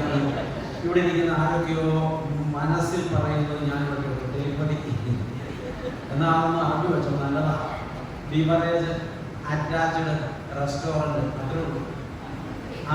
ഇതിനകത്ത് അതും കിട്ടും എന്നാണ് അതിൻ്റെ അർത്ഥം. ഭക്ഷണവും കിട്ടുമല്ലോ. Beverage attached restaurant. ഇവിടെ ഇരിക്കുന്ന 1-2 പേര് ഇപ്പോൾ തല പറയുന്നു. ഈ കണ്ട കാലം കൊണ്ട് അതിനകത്ത് കയറിയിട്ട് അർത്ഥം അറിയാതെ ദൈവമക്കളെ, ഇവിടേക്കാണോ ഈ മനുഷ്യൻ പോണത്? ഈ മനുഷ്യൻ റോഡിന്റെ ഓപ്പോസിറ്റ് വന്ന ഹോട്ടലിലേക്ക് നോക്കി ഹോട്ടലിലേക്ക് റോഡ് ക്രോസ് ചെയ്യണം. ഒരു അംബാസഡർ കാർ ദൂരെ നിന്ന് വരുന്നുണ്ട്. സ്പീഡ് കുറച്ചാണ് വരുന്നത്. കാറിൽ എത്തുമ്പോൾ അപ്പുറം കിടക്കാമെന്ന് ഉറപ്പാണ്. ഞാൻ സാവധാനം റോഡ് ക്രോസ് ചെയ്യാൻ തുടങ്ങി. പെട്ടെന്നാണ് അത് സംഭവിച്ചത്. കൊടുങ്കാറ്റ് വേഗത്തിൽ, ഇടിമിന്നലിന്റെ സ്പീഡിൽ ഒരു ട്രക്ക് ഈ കാറിനെ ഓവർടേക്ക് ചെയ്ത് ഇടിമിന്നൽ പോലെ വരികയാണ്. കണ്ണു ചുറ്റി തുറക്കുന്ന മാത്രയ്ക്കുള്ളിൽ ഇയാൾക്ക് എന്താണെന്ന് മനസ്സിലാകും മുമ്പ് ആ ട്രക്ക് വാങ്ങിയെത്തി ആകാശം മുട്ട ഇയാളെ ഇടിച്ചു തെറിപ്പിച്ചു. ഇയാൾ തിരിച്ചു വന്നത് തലകീഴായിട്ടാണ്. ആ ടാറിട്ട റോഡിലേക്ക് തലയിടിച്ചു വീണു. തലച്ചോറ് ചിതറിപ്പോയി. അയാളുടെ നെഞ്ചിലൂടെ ഈ ട്രക്ക് കയറി ഇറങ്ങിപ്പോയി. അയാൾ റോഡിൽ പതിഞ്ഞുപോയി. ദൈവമക്കളെ 20 വർഷത്തെ ഗ്യാരണ്ടി പേപ്പർ ഒപ്പിട്ട് കയ്യിൽ വാങ്ങിയിട്ട് 20 മിനിറ്റ് തികയും മുമ്പ് റോഡിൽ കൊണ്ടുപോയി പതിഞ്ഞുപോയി.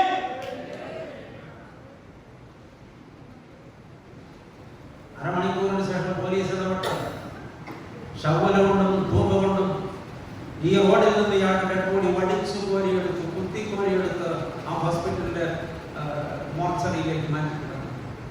ഇത്രയേ ഉള്ളൂ ഒരു ബലവാന്റെ ജീവിതം. ഒരു ഗ്യാരണ്ടിയുമില്ല. ലോകത്ത് ആരൊക്കെ നിന്നോട് ഗ്യാരണ്ടി ഉണ്ടെന്ന് പറഞ്ഞാലും അത് അബദ്ധമാണ്. ഒരുങ്ങിക്കൊണ്ടാകുന്നത് കളയാൻ നമുക്ക് സമയമില്ല. ഇനി ഒരു അവസരം ഉണ്ടെന്ന് വിചാരിക്കുന്നത്. ഇപ്പോഴാണ് സുപ്രസാദകാലം. ഇത് തന്നെയാണ് രക്ഷാ ദിവസം. ഇത് ദുഷ്കാലമായാൽ സമയം തർക്കത്തിൽ ഉപയോഗത്തെ. ആകയാൽ ഇന്ന് തന്നെ മാനസാന്തരപ്പെട്ടുകൊണ്ടു മത്സരം മതിയാക്കുവീൻ, നിഗളം മതിയാക്കുവീൻ, ജ്ഞാനഭാവം മതിയാക്കുവീൻ. ആർക്കും പണി കൊടുക്കാമെന്ന് അഹന്ത ഒന്ന് അവസാനിപ്പിക്കുവീൻ. നീ ഒന്ന് മുട്ടുമടക്കുഞ്ഞ്, നീ ഒന്ന് താഴെ. എപ്പോഴാണ് മരണം വരുന്നതെന്ന് അറിയില്ല.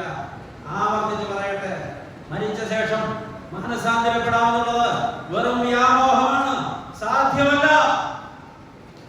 ഇപ്പോഴാണ് സമയം. അതുകൊണ്ട് സമയം തക്കത്തിൽ ഉപയോഗിക്കും. എന്തുകൊണ്ട് ഞാൻ ഒരുങ്ങി നിൽക്കണം? ഒന്നാമത്തെ ഉത്തരം, മരണം എപ്പോൾ വരുമെന്നറിയാൻ ഒരുമിച്ചില്ല, ഒരുങ്ങാൻ ഇഷ്ടപ്പെട്ടിട്ടില്ല.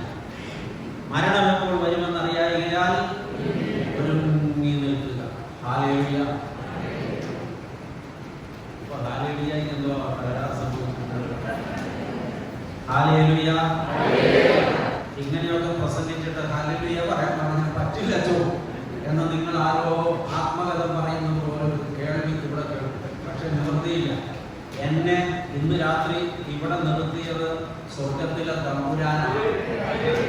തമ്പുരാൻ എന്നോട് ഇന്ന് ഞാൻ ഉച്ചയ്ക്ക് 2 മണിക്ക് ഡ്രൈവിംഗ് സീറ്റ് കയറി ഇരുന്നതാണ്.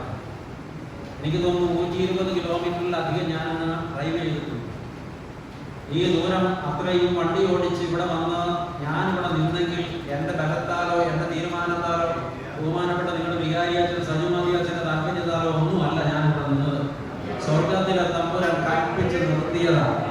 നിർത്തുമ്പോൾ തമ്പുരാൻ എന്നോടൊന്ന് കൽപ്പിച്ചിട്ടുണ്ട്, എനിക്ക് ഈ ജനത്തോട് പറവാനുള്ളത് നീ മറകൂടാതെ പറയണം. അതെന്റെ ജോലിയാ. അതുകൊണ്ട് നിങ്ങൾ പ്രതിഷേധിക്കരുത്. ഇത് ചങ്കിനകത്ത് തറച്ചു കയറണം. ദൈവത്തിന്റെ വചനം ഇന്ന് നന്നാവണം. ഇനി ഒരു അവസരം കിട്ടുമെന്ന് ഉറപ്പില്ല. അതുകൊണ്ട് ജീവിതത്തെ തിരുത്തിക്കൊള്ളണമെന്ന് ദൈവത്തിന്റെ പരിശുദ്ധാത്മാവ് പഠിപ്പിച്ചിരുന്നു. ഹല്ലേലൂയ. എന്തുകൊണ്ട് ഞാൻ ഒരുങ്ങി നിൽക്കണം? ഒന്നാമത്തെ ഉത്തരം പറഞ്ഞു കഴിഞ്ഞു. മരണം എപ്പോൾ വരുമെന്ന് അറിയാൻ ഒരുങ്ങി നിൽക്കണം. രണ്ടാമത്തെ ഉത്തരം പറയണോ? ഞാൻ നിൽക്കണോ അതോ പോകണോ? നിങ്ങളുടെ എപ്പ് കണ്ടിട്ട് എനിക്കൊന്നും പറയാൻ തോന്നുന്നില്ല. നിങ്ങളാകെ ഇപ്പോഴേതാണ് ഒരു മരണം വീട്ടിലെ പ്രതീതിയാണ്. ഇങ്ങനെയൊക്കെ ഞങ്ങൾ നോക്കല്ലേ. ഉണർന്ന് ജാഗ്രത പറഞ്ഞ വചനം ചങ്കിൽ തറച്ചിരിക്കട്ടെ. ഇന്ന് രാത്രി ഉറങ്ങും മുമ്പ് നന്നായിട്ട് ധ്യാനിച്ചോണം. ഒരു പക്ഷേ ഇത് ഇനിയൊരു പ്രഭാതം ഞാൻ കണ്ടു എന്ന് വരില്ല. ഞാൻ ഒരുങ്ങിയേ മതിയാവും. ഞാൻ എൻ്റെ ജീവിതം ക്രമപ്പെടുത്തിയേ മതിയാവും. ഞാൻ ഇണങ്ങിയവരോട് ഇണങ്ങിയേ മതിയാവും. ഞാൻ വെല്ലുവിളിച്ചവരോട് വേട്ടയാടിയവരോട് ഞാൻ രമ്യതപ്പെട്ടേ മതിയാവും. എൻ്റെ ജീവിതത്തെ ഞാൻ ക്രമപ്പെടുത്തിയേ മതിയാവും. ഇനി ഒരു അവസരം എൻ്റെ മുമ്പിൽ ഇല്ല എന്ന് ഉള്ളിൽ ഉറപ്പിച്ചുകൊള്ളണം. മാനസാന്തരപ്പെട്ടാൽ നല്ലത്. ഹല്ലേലൂയ. എന്തുകൊണ്ട് ഞാൻ ഒരുങ്ങി നിൽക്കണം? രണ്ടാമത്തെ ഉത്തരം, നമ്മുടെ വിവാഹ നിശ്ചയം കഴിഞ്ഞതാണ്. ആദ്യം പറഞ്ഞില്ലേ? ഇല്ലേ? നിങ്ങൾക്കുണ്ടായിരുന്നല്ലോ. നമ്മുടെ വിവാഹ നിശ്ചയം കഴിഞ്ഞതാണ്. ഹല്ലേലൂയ. മണവറ ഒരുക്കിയിട്ട് മടങ്ങി വരാമെന്ന് വാഗ്ദത്തം ചെയ്ത മഹത്വത്തിന്റെ മണവാളൻ മഹോന്നതങ്ങളിലേക്ക് കരയേറിപ്പോയതാണ്. കരയേറിപ്പോകുമ്പോൾ മണവാളൻ എന്താ പറഞ്ഞിട്ട് പോയത്? നിങ്ങളുടെ ഹൃദയം കലങ്ങിപ്പോകരുത്, ദൈവത്തെ വിശ്വസിക്കുക, എന്നിലും വിശ്വസിക്കുക. എന്റെ പിതാവിന്റെ ഭവനത്തിൽ അനേകം കൊട്ടാരങ്ങളുണ്ട്, ഇല്ലെന്നാകിൽ ഞാൻ നിങ്ങളോട് ഇല്ലെന്ന് പറയുമായിരുന്നു. ഉണ്ട് നിശ്ചയം, ഞാൻ നിങ്ങൾക്ക് വേണ്ടി കൊട്ടാരങ്ങൾ ഒരുക്കാൻ പോകുകയാണ്. ഞാൻ പോയി കൊട്ടാരങ്ങൾ ഒരുക്കി കഴിഞ്ഞാൽ ഞാൻ ഇരിക്കുന്ന ഇടത്ത് എന്നോടും കൂടെ നിങ്ങളെ ഇരുത്താൻ ഞാൻ മടങ്ങി വന്ന് നിങ്ങളെ കൂട്ടിക്കൊണ്ടുപോകുമെന്ന് വാഗ്ദത്തം ചെയ്തിട്ട് മഹോന്നതങ്ങളിലേക്ക് കരയേറിപ്പോയ മഹത്വത്തിന്റെ മണവാളനെ കാത്തിരിക്കുന്ന മണവാട്ടിയാണ് നമ്മൾ. പക്ഷെ ഇവിടെ ഒരു പ്രശ്നമുണ്ട്. മണവാളൻ എപ്പോൾ വരും? മണവാളൻ എപ്പോൾ വരും? ആർക്കും അറിയില്ല. ഹല്ലേലൂയ. മനുഷ്യപുത്രന്റെ വരവിന്റെ നാളേതെന്ന് പിതാവല്ലാതെ പുത്രൻ പോലും അറിയുന്നില്ല. ഹല്ലേലൂയ. അപ്പൊ മനുഷ്യപുത്രന്റെ വരവിന്റെ നാളേതെന്ന് പിതാവാം ദൈവത്തിന് മാത്രമേ അറിയാവൂ. പുത്രനായ മണവാളൻ പോലും അറിയില്ല. അപ്രതീക്ഷിതമായിട്ടാണ് അവൻ വരിക. അതുകൊണ്ട് സമയത്തും ആ സമയത്തും ഒരുങ്ങി നിൽക്കുക. ഇത് മനസ്സിലാകണമെങ്കിൽ യേശുക്രിസ്തു ഈ ഉപമ പറഞ്ഞ പശ്ചാത്തലം മനസ്സിലാക്കണം. യഹൂദ വിവാഹത്തിന്റെ പശ്ചാത്തലത്തിൽ നിന്നുകൊണ്ടാണ് കർത്താവ് ഈ സംഭവങ്ങളൊക്കെ പഠിപ്പിച്ചിട്ടുള്ളത്. യഹൂദ വിവാഹം എന്താണെന്ന് അല്പമെങ്കിലും മനസ്സിലാക്കിയാലേ ഇതെന്താണെന്ന് ബോധ്യപ്പെടുകയുള്ളൂ. യഹൂദ വിവാഹം 3 മണിക്കൂർ കമന്ററി ചെയ്യേണ്ട ഒരു വിഷയമാണ്. അതങ്ങനെ തന്നെ നിങ്ങളെ പഠിപ്പിക്കാൻ ഈ രാത്രി നേരമില്ല. ഞാൻ അതിനെ ഒന്ന് ബ്രീഫ് ചെയ്യുന്നതിൽ വിരോധമില്ലല്ലോ. ഇല്ല, ചുരുക്കി പറയാം. യഹൂദ വിവാഹത്തിൽ വിവാഹ നിശ്ചയം നടക്കുന്നത് വധൂഗ്രഹത്തിൽ വെച്ചാണ്. മണവാളനും മണവാളന്റെ പിതാവും പരിവാരങ്ങളും വധൂഗ്രഹത്തിലേക്ക് പുറപ്പെടുകയായി. പുറപ്പെടുമ്പോൾ മണവാളൻ ഒരു പെട്ടി തയ്യാറാക്കി അതിനകത്ത് വിലപ്പെട്ട ചില വസ്തുക്കൾ എടുത്തു വയ്ക്കും. പെണ്ണ് കാണാൻ പോകുന്ന പോക്കാണ്. ഒരു ചെറിയ കുപ്പിയിൽ 15 മില്ലിഗ്രാം മാത്രം കൊള്ളുന്ന ഒരു ചെറിയ കുപ്പിയിൽ വീഞ്ഞ് നിറച്ച് അടച്ച് പെട്ടിക്കകത്ത് വയ്ക്കും. എന്താണ്?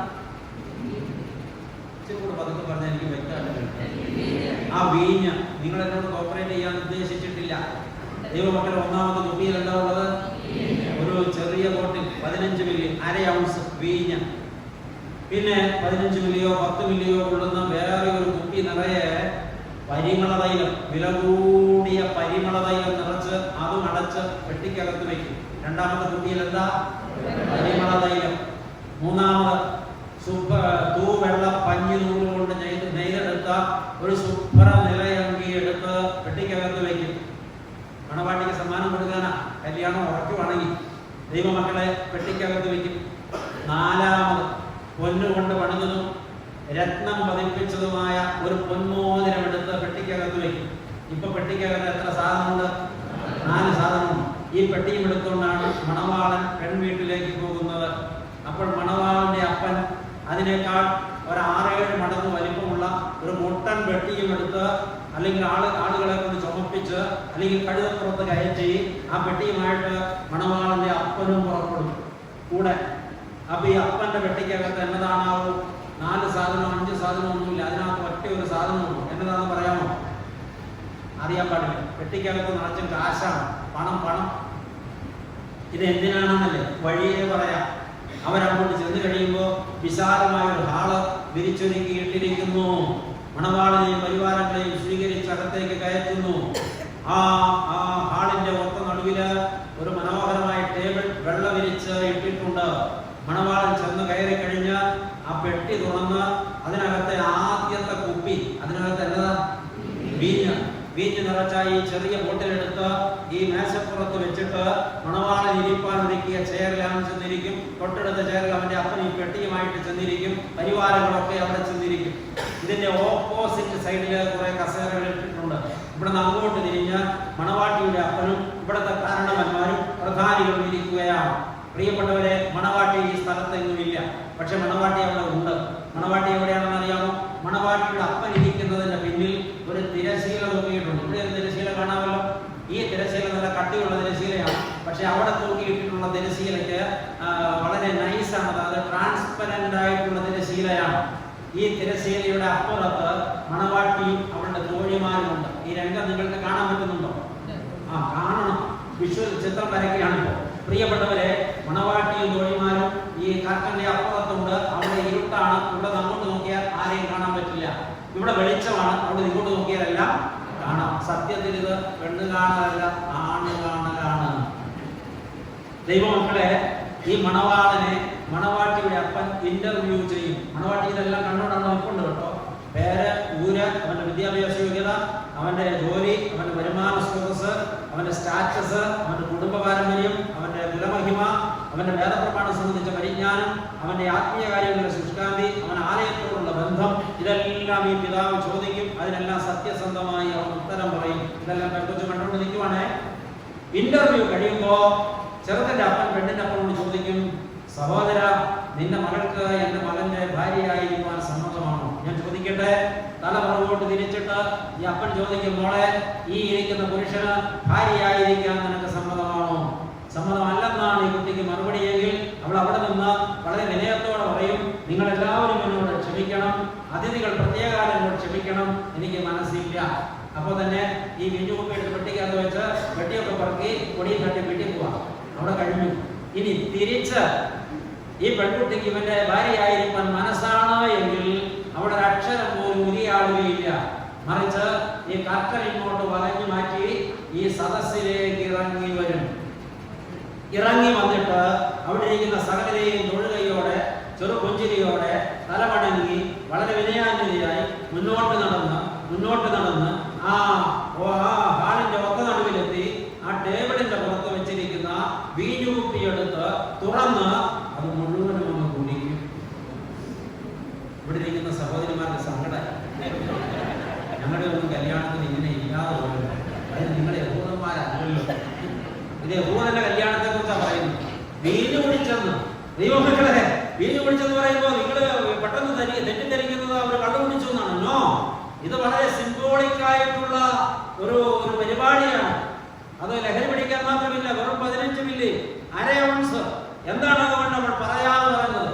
പുരുഷ, ഈ ഒരു ആയുസ് മുഴുവൻ നീ തരുന്ന ലഹരി നുകർന്നു നിന്റെ ഭാര്യയായിരിക്കാൻ ഞാൻ എന്നെ സമർപ്പിക്കുന്നു എന്നാണ് അവൾ അതിലൂടെ പറയാതെ പറഞ്ഞത്. അവൾ ആ വീഞ്ഞു കുടിച്ച നിമിഷം മണവാളൻ ഹർഷാരവത്തോടെ ചാടി എഴുന്നേൽക്കും. മണവാളന്റെ അപ്പൻ എഴുന്നേൽക്കും. മണവാട്ടിയുടെ അപ്പന്റെ അരികിലേക്ക് ചെല്ലും. സ്നേഹിത, ഞാൻ ചോദിക്കട്ടെ, ഈ നിന്റെ മകളെ ഈ എന്റെ മകന് ഭാര്യയായിട്ട് തരുവാൻ നിനക്ക് മനസ്സാകുന്നു? എനിക്ക് മനസ്സാകുന്നു. ദൈവനാമത്തിൽ ഞാൻ ഉടമ്പടി ചെയ്യുന്നു, എന്റെ മകളെ നിന്റെ മകന് ഭാര്യയായിട്ട് തരുവാൻ ഞാൻ സമ്മതിച്ചിരിക്കുന്നു. ഉടനെ തിരിച്ചു ചോദിക്കും, പ്രിയ സഹോദര, നിന്റെ മകനെ എന്റെ മകൾക്ക് ഭർത്താവായിട്ട് തരുവാൻ നിന്റെ സമ്മതമോ? ദൈവത്തിന്റെ നാമത്തിൽ ഞാൻ നിന്നോട് ശപഥം ചെയ്ത് സത്യം ചെയ്യുന്നു, എന്റെ മകനെ നിന്റെ മകൾക്ക് ഭർത്താവായി ഞാൻ സമർപ്പിക്കുന്നു. രണ്ടുപേരും തമ്മിൽ കെട്ടിപ്പിടിച്ച് ആശ്ലേഷിച്ച് ചുംബനം ചെയ്ത് പിടിവിടുമ്പോൾ ഈ ചെറുക്കന്റെ അപ്പൻ വീട്ടിൽ നിന്ന് ചുംബിച്ചുകൊണ്ടുപോയ വലിയ പെട്ടി ഈ മണവാട്ടിയുടെ അപ്പന്റെ മുമ്പോട്ട് നീക്കി വെച്ചിട്ട് പറയും, സ്നേഹിത, ഇങ്ങനെ ഒരു മകളെ ജനിപ്പിച്ച് വളർത്തി പഠിപ്പിച്ച് ഭാഗമാക്കി എന്റെ മകന് ഭാര്യയായി തരുവാൻ നിനക്ക് മനസ്സായതിനാൽ ഞാൻ നിനക്ക് മെഹർ തരുന്നു. മെഹർ എന്ന് വെച്ചാൽ എന്താണെന്നറിയോ? പെൺപണം. ഇത് ആരാക്കട്ടെ? കേട്ടില്ല? ചെറുക്കൻ്റെ അപ്പൻ പെണ്ണിന്റെ അപ്പനാണ്. നമ്മുടെ നാട്ടിൽ എങ്ങനെയാ? ഇതിലേതാ ശരി? പെൺപിള്ളേര് മാത്രമുള്ള കാരണവന്മാർ പറയും അവര് ചെയ്തതാ ശരി. ആൺപിള്ളേര് മാത്രമുള്ള കാരണവന്മാർ പറയും നമ്മൾ ചെയ്യുന്നതാ ശരി. ഇനി ആണും പെണ്ണുള്ളവർ പറയും രണ്ടായാലും ചെയ്തൊന്നുമില്ല, അവിടെ നിന്ന് മേടിക്കാം, ഇവിടെ നമുക്ക് കൊടുക്കാം. എനിക്കിതിന് പ്രത്യേകിച്ച് അഭിപ്രായമൊന്നുമില്ല, അത് നമ്മുടെ വിഷയമല്ല. ദൈവമക്കളെ, ഇത്രയും കഴിഞ്ഞു കഴിയുമ്പോ അവിടെ അത്യാവശ്യം വിരുന്നൊക്കെ കാണും. വിരുന്ന് കഴിഞ്ഞു കഴിയുമ്പോ മണവാളനോട് അപ്പം പറയും, മോനെ നമുക്ക് പോകാം. വിവാഹ നിശ്ചയമേ കഴിഞ്ഞിട്ടുള്ളൂ. ഉടമ്പടി വെച്ചത് അപ്പന്മാർ തമ്മില. അപ്പനാ തീരുമാനം എടുത്തിരിക്കുന്നത്. മണവാളിനെ കൂട്ടുകൊണ്ട് അപ്പൻ നേരെ വീട്ടിലേക്ക് ചെന്നിട്ട് പറയും, മോനെ ഇനി നിന്റെ അവസരമാണ്, നീ നിന്റെ മണവാട്ടിക്ക് വേണ്ടി മനോഹരമായ ഒരു മണവറ തയ്യാറാക്കണം. അപ്പൊ നിങ്ങൾ തെറ്റിദ്ധരിക്കും, അപ്പന്റെ വീട്ടിൽ ഏതെങ്കിലും നല്ല സൗകര്യമുള്ളത് മുറി പൂക്കളും തോരണവും ഒക്കെ വെച്ച് അലങ്കരിക്കുന്ന പരിപാടിയാണ്. നോ നോ നോ, സ്വന്തമായി ഒരു കൊട്ടാരം തന്നെ പണിയണം. ഹല്ലേലൂയ. അപ്പന്റെ വീട്ടിനെ തൊട്ടടുത്തോ അത് അല്പം മാറിയോ സ്വന്തമായി ഒരു കൊട്ടാരം തന്നെ പണിയണം. അതിനകത്ത് സകല സൗകര്യങ്ങളും ഉണ്ടാകണം. ചിലപ്പോൾ 1 വർഷം എടുക്കും, ചിലപ്പോൾ 2 വർഷം എടുക്കും, ചിലപ്പോൾ 5 വർഷം എടുക്കും, ചിലപ്പോൾ 10 വർഷം എടുക്കും ഈ മണവാട്ടിയെ കൊട്ടാരം പണി തീർക്കാൻ. അത് കഴിയുന്നത് വരെ അവന് തന്നെ മണവാട്ടിയെ വിളിച്ചുകൊണ്ട് വരാൻ അനുവാദമില്ല. അവൻ മണവറ ഒരുക്കിക്കൊണ്ടിരിക്കുകയാണ്. ഹല്ലേലൂയ. യേശുക്രിസ്തു എന്ത് പറഞ്ഞിട്ടാ പോയത്? ഞങ്ങൾക്ക് വേണ്ടി കൊട്ടാരങ്ങൾ ഒരുക്കാൻ പോയി. ഈ മണവറ സ്ഥലം ഒരുക്കാൻ പോകുക പറഞ്ഞാൽ എന്താണെന്ന് നിങ്ങളുടെ വിചാരം? ഞാൻ അതിനെ കൊടുത്ത പരിഭാഷയായി കണ്ടത് കൊട്ടാരം ഒരുക്കാൻ പോവുക. ഹല്ലേലൂയ. പണ്ടത്തെ കാലത്ത് ഇപ്പോഴത്തെ യഹൂദന്മാരുടെ സ്റ്റാറ്റസ് എനിക്കറിയില്ല. പണ്ടത്തെ യഹൂദന്മാരുടെ സ്റ്റാറ്റസ് അനുസരിച്ച് വിവാഹ പൂർണ്ണത വരുന്ന അന്ന്, മണവാട്ടിയെ സംഗമിക്കുന്ന അന്ന് ഈ മണവറയ്ക്കകത്തോട്ട് കയറിയാൽ 41-ാം ദിവസം പുറത്തു വരുള്ളൂ. 40 ദിവസവും അതിനകത്ത് സുഖമായി ജീവിക്കാനുള്ള സകല സംവിധാനങ്ങളും അതിനകത്ത് വയ്ക്കുകയുള്ളൂ. ഇപ്പൊ നമ്മുടെ കർത്താവ് മഹാരാജ എന്ത് ചെയ്തുകൊണ്ടിരിക്കുമെന്ന് നമുക്ക് വേണ്ടി നമ്മളെ സ്വപ്നം കണ്ട്, നമ്മളെക്കുറിച്ച് ഓർത്ത്, നമ്മളെക്കുറിച്ച് ധ്യാനിച്ച്, മധുര സ്വപ്നങ്ങൾ കണ്ട് സ്വർഗത്തിൽ നമുക്ക് വേണ്ടി കൊട്ടാരങ്ങൾ ഒരുക്കിക്കൊണ്ടിരിക്കുകയാണ്. ഹല്ലേലൂയ. ഹല്ലേലൂയ.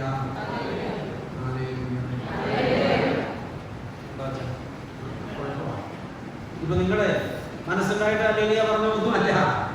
അച്ഛൻ ഇങ്ങനെ പറഞ്ഞപ്പോൾ നിങ്ങളെ കൂടെ ഓണത്തിനാണ് പറഞ്ഞത്. അത് ഞാനിങ്ങനെ ഓർക്കുക.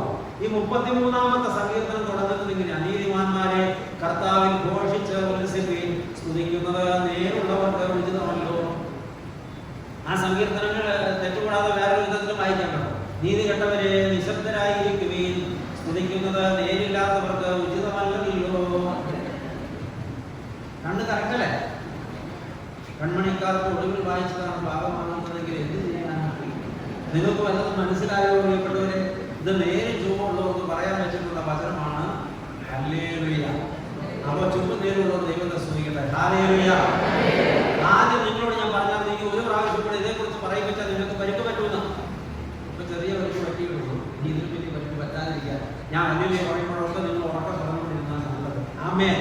ദൈവമക്കളെ, മണവാളൻ അങ്ങനെ മണവറ ഒരുക്കിക്കൊണ്ടിരിക്കുന്നു. മണവാട്ടി എന്ത് ചെയ്യുന്നു? അതൊന്ന് അന്വേഷിച്ച്. മണവാളൻ എന്ന് പോയി കഴിയുമ്പോൾ മണവാട്ടി അന്നത്തെ ദിവസം കഴിയുമ്പോഴേക്കും ഒരു കുറിമാനം എഴുതി തയ്യാറാക്കി തന്റെ വീട്ടുകാരെ, കൂട്ടുകാരെ, ചർച്ചക്കാരെ, നാട്ടുകാരെ, അയൽക്കാരെ, ബന്ധുമിത്രാദികളെ എല്ലാവരെയും ആളയച്ച് വിളിപ്പിക്കും. എല്ലാവരും ഒരു ദിവസം വന്നുകൂടും. തൊട്ടടുത്ത ദിവസമാണ്. എല്ലാവരും വന്നുകൂടി കഴിയുമ്പോൾ ഈ സകല പുരുഷാരവും കാണുക. പൊതുവായ ഒരു സ്ഥലത്ത് നിന്ന് പരസ്യമായി മണവാട്ടി ഒരു കുടി കുടിക്കും. തെറ്റിദ്ധരിക്കല്ലോ. വിവാഹ നിശ്ചയം കഴിഞ്ഞ ഒരു പെൺകുട്ടി പപ്പിടി കയറിയാൽ നിന്ന് പരസ്യമായി കുടിച്ചു എന്നൊക്കെ പറയുമ്പോൾ നിങ്ങൾ ഉറപ്പായിട്ട് തെറ്റിദ്ധരിക്കാൻ സാധ്യതയുണ്ട്. നിങ്ങൾ ഉദ്ദേശിക്കുന്ന മാതിരി ഒരു കുളിയല്ലായിരുന്നു. ഇത് സിംബോളിക്കായിട്ടൊരു കുളിയാണ്. അവിടെ ഒരു ജലാശയം ഉണ്ടെങ്കിൽ കുടിച്ചിരിക്കുന്ന വസ്ത്രങ്ങളോടെ അവൾ ആ ജലാശയത്തിൽ ഇറങ്ങി 3 വട്ടമോ 7 വട്ടമോ മുങ്ങി വരും. ഇനി അവിടെ ജലാശയമില്ല, ജലക്ഷാമമുള്ള നാടാണെങ്കിൽ അവളുടെ തോഴിമാർ ദൂരെ നിന്ന് തലച്ചുമടായി കൊണ്ടുവരുന്ന 3 കുടം വെള്ളമോ 7 കുടം വെള്ളമോ അവളെ ഒരു പീഠത്തിന്മേലിരുത്തി അവളുടെ തലയിലേക്ക് ധാരയായിട്ട് ഒഴുകും. ഇതിലൂടെ അവിടെ കൂടെ നിൽക്കുന്ന സകല പുരുഷാരങ്ങളോട് വിളിച്ചു പറഞ്ഞെന്നാൽ, സ്നേഹിതരെ, വീട്ടുകാരെ, കൂട്ടുകാരെ, നാട്ടുകാരെ, അയൽക്കാരെ, ചാർച്ചക്കാരെ, ബന്ധുക്കളെ, മിത്രങ്ങളെ, ഇതുവരെ എന്റെ ജീവിതത്തിൽ പറ്റിയ സകല കറകളങ്കങ്ങളും ഇതിനാൽ കഴുകപ്പെട്ടിരിക്കുന്നു. ഞാനിപ്പോൾ നിർമ്മലീകരിക്കപ്പെട്ടിരിക്കുന്നു. ഞാൻ ഒരു പുരുഷന് വിവാഹം നിശ്ചയം ചെയ്യപ്പെട്ട കന്യകയാകുന്നു. ഹല്ലേലൂയ.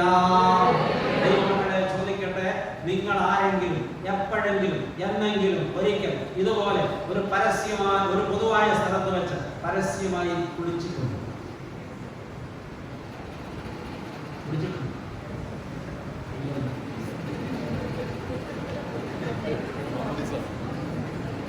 കുളിച്ചിട്ടുണ്ടോ? നിങ്ങൾ മാമോദീസ ഏറ്റിട്ടുണ്ടോ? പരസ്യമായിട്ടല്ലായിരുന്നോ? അത് വിളിച്ചു വെച്ചായിരുന്നു? പൊതു സ്ഥലത്ത് വെച്ചല്ലായിരുന്നു? ഈ പള്ളിയിൽ മാമോദീസ പ്രവേശനമുണ്ടല്ലോ. ആ കുളിയാണ് ഈ കുളി. ഹല്ലേലൂയ. മണവാട്ടിയുടെ കുളി. ഹല്ലേലൂയ. യഹൂദ മണവാട്ടി വിളിച്ചതുപോലെ ഞാൻ നിങ്ങൾ ഒരു ദിവസം കേട്ടില്ല, കുളിച്ചതാണ്.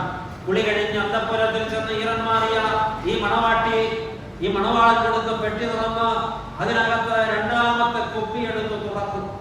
രണ്ടാമത്തെ കുപ്പിയിൽ എന്നതാ? വില കൂടിയ പരിമള തൈലമാണ്. അത് കൈവെള്ളയിലെടുത്ത് മുഖത്ത് ആദ്യം പൂശും. പിന്നെ നെറുകത്തല മുതൽ ഉള്ളംകാൽ വരെ ശരീരം മുഴുവനും അവൾ ഈ തൈലം കൊണ്ട്, ഈ സുഗന്ധ തൈലം കൊണ്ട് തന്നെ അഭിഷേകം ചെയ്യും. ഹല്ലേലൂയ. മണവാളന്റെ പരിമള വാസനയാൽ അവർ പൊതിയപ്പെട്ടു. നിങ്ങൾ ഇതുപോലെ ഒരു അഭിഷേകം പ്രാപിച്ചിട്ടുണ്ടോ? ഉണ്ടോ? എന്താണത്? പരിശുദ്ധ മോറോൻ കൊണ്ട് ഞാൻ നിങ്ങൾ അഭിഷേകം ചെയ്യപ്പെട്ട കർത്താവിന്റെ മണവാട്ടിയുടെ അഭിഷേകമായിരുന്നു അത്. ഹല്ലേലൂയ. അത് കഴിഞ്ഞ് പെട്ടി തുറന്ന് മണവാളൻ കൊടുത്ത സമ്മാനത്തിലെ മൂന്നാമത്തെ സമ്മാനം നമ്മൾ കയ്യിലെടുക്കും. എന്താണത്? ഒരു ശുഭ്രനിലയങ്കി, കഴുത്ത് മുതൽ കൺകാൽ വരെ എത്തുന്ന തൂവെള്ള നിറമുള്ള നിലയങ്കി അതെടുത്തവളെ അണിയും. ഹല്ലേലൂയ. വിശുദ്ധ മാമോദീസായുടെ ദിവസം നമ്മൾ ധരിച്ച വസ്ത്രത്തിന് നിറം എന്തായിരുന്നു? കർത്താവിന്റെ മണവാട്ടിയുടെ വേഷത്തിന് നിറം എന്താണ്? നിങ്ങൾ ഇപ്പോൾ ധരിച്ചിരിക്കുന്ന വസ്ത്രത്തിന് നിറം എന്താണ്?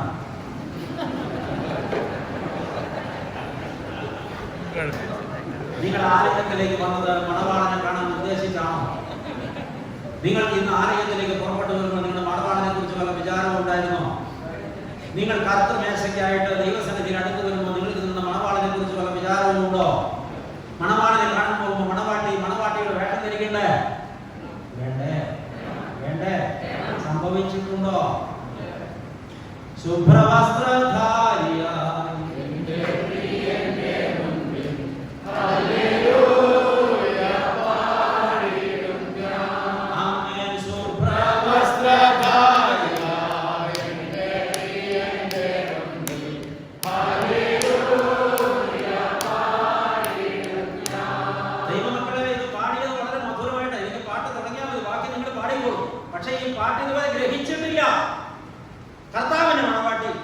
കർത്താവിനെ കാണാൻ പോകുമ്പോഴെങ്കിലും ശുഭ്രവസ്ത്രം ധരിക്കുന്നു. ഞാൻ പോയിട്ട് നാളെ വന്നാലോ? വേണ്ടേ? അപ്പൊ നമ്മൾ പള്ളിയിൽ പോകുമ്പോഴെങ്കിലും വെള്ളവസ്ത്രം ധരിക്കണ്ടേ? വേണ്ടേ? വേണം. ഇനി മേലിൽ അതൊന്ന് തിരുത്തി എടുക്കാമോ? ആ, കൊള്ളാം. ദൈവമക്കളെ, നാം കർത്താവിന്റെ മണവാട്ടിയാണ്.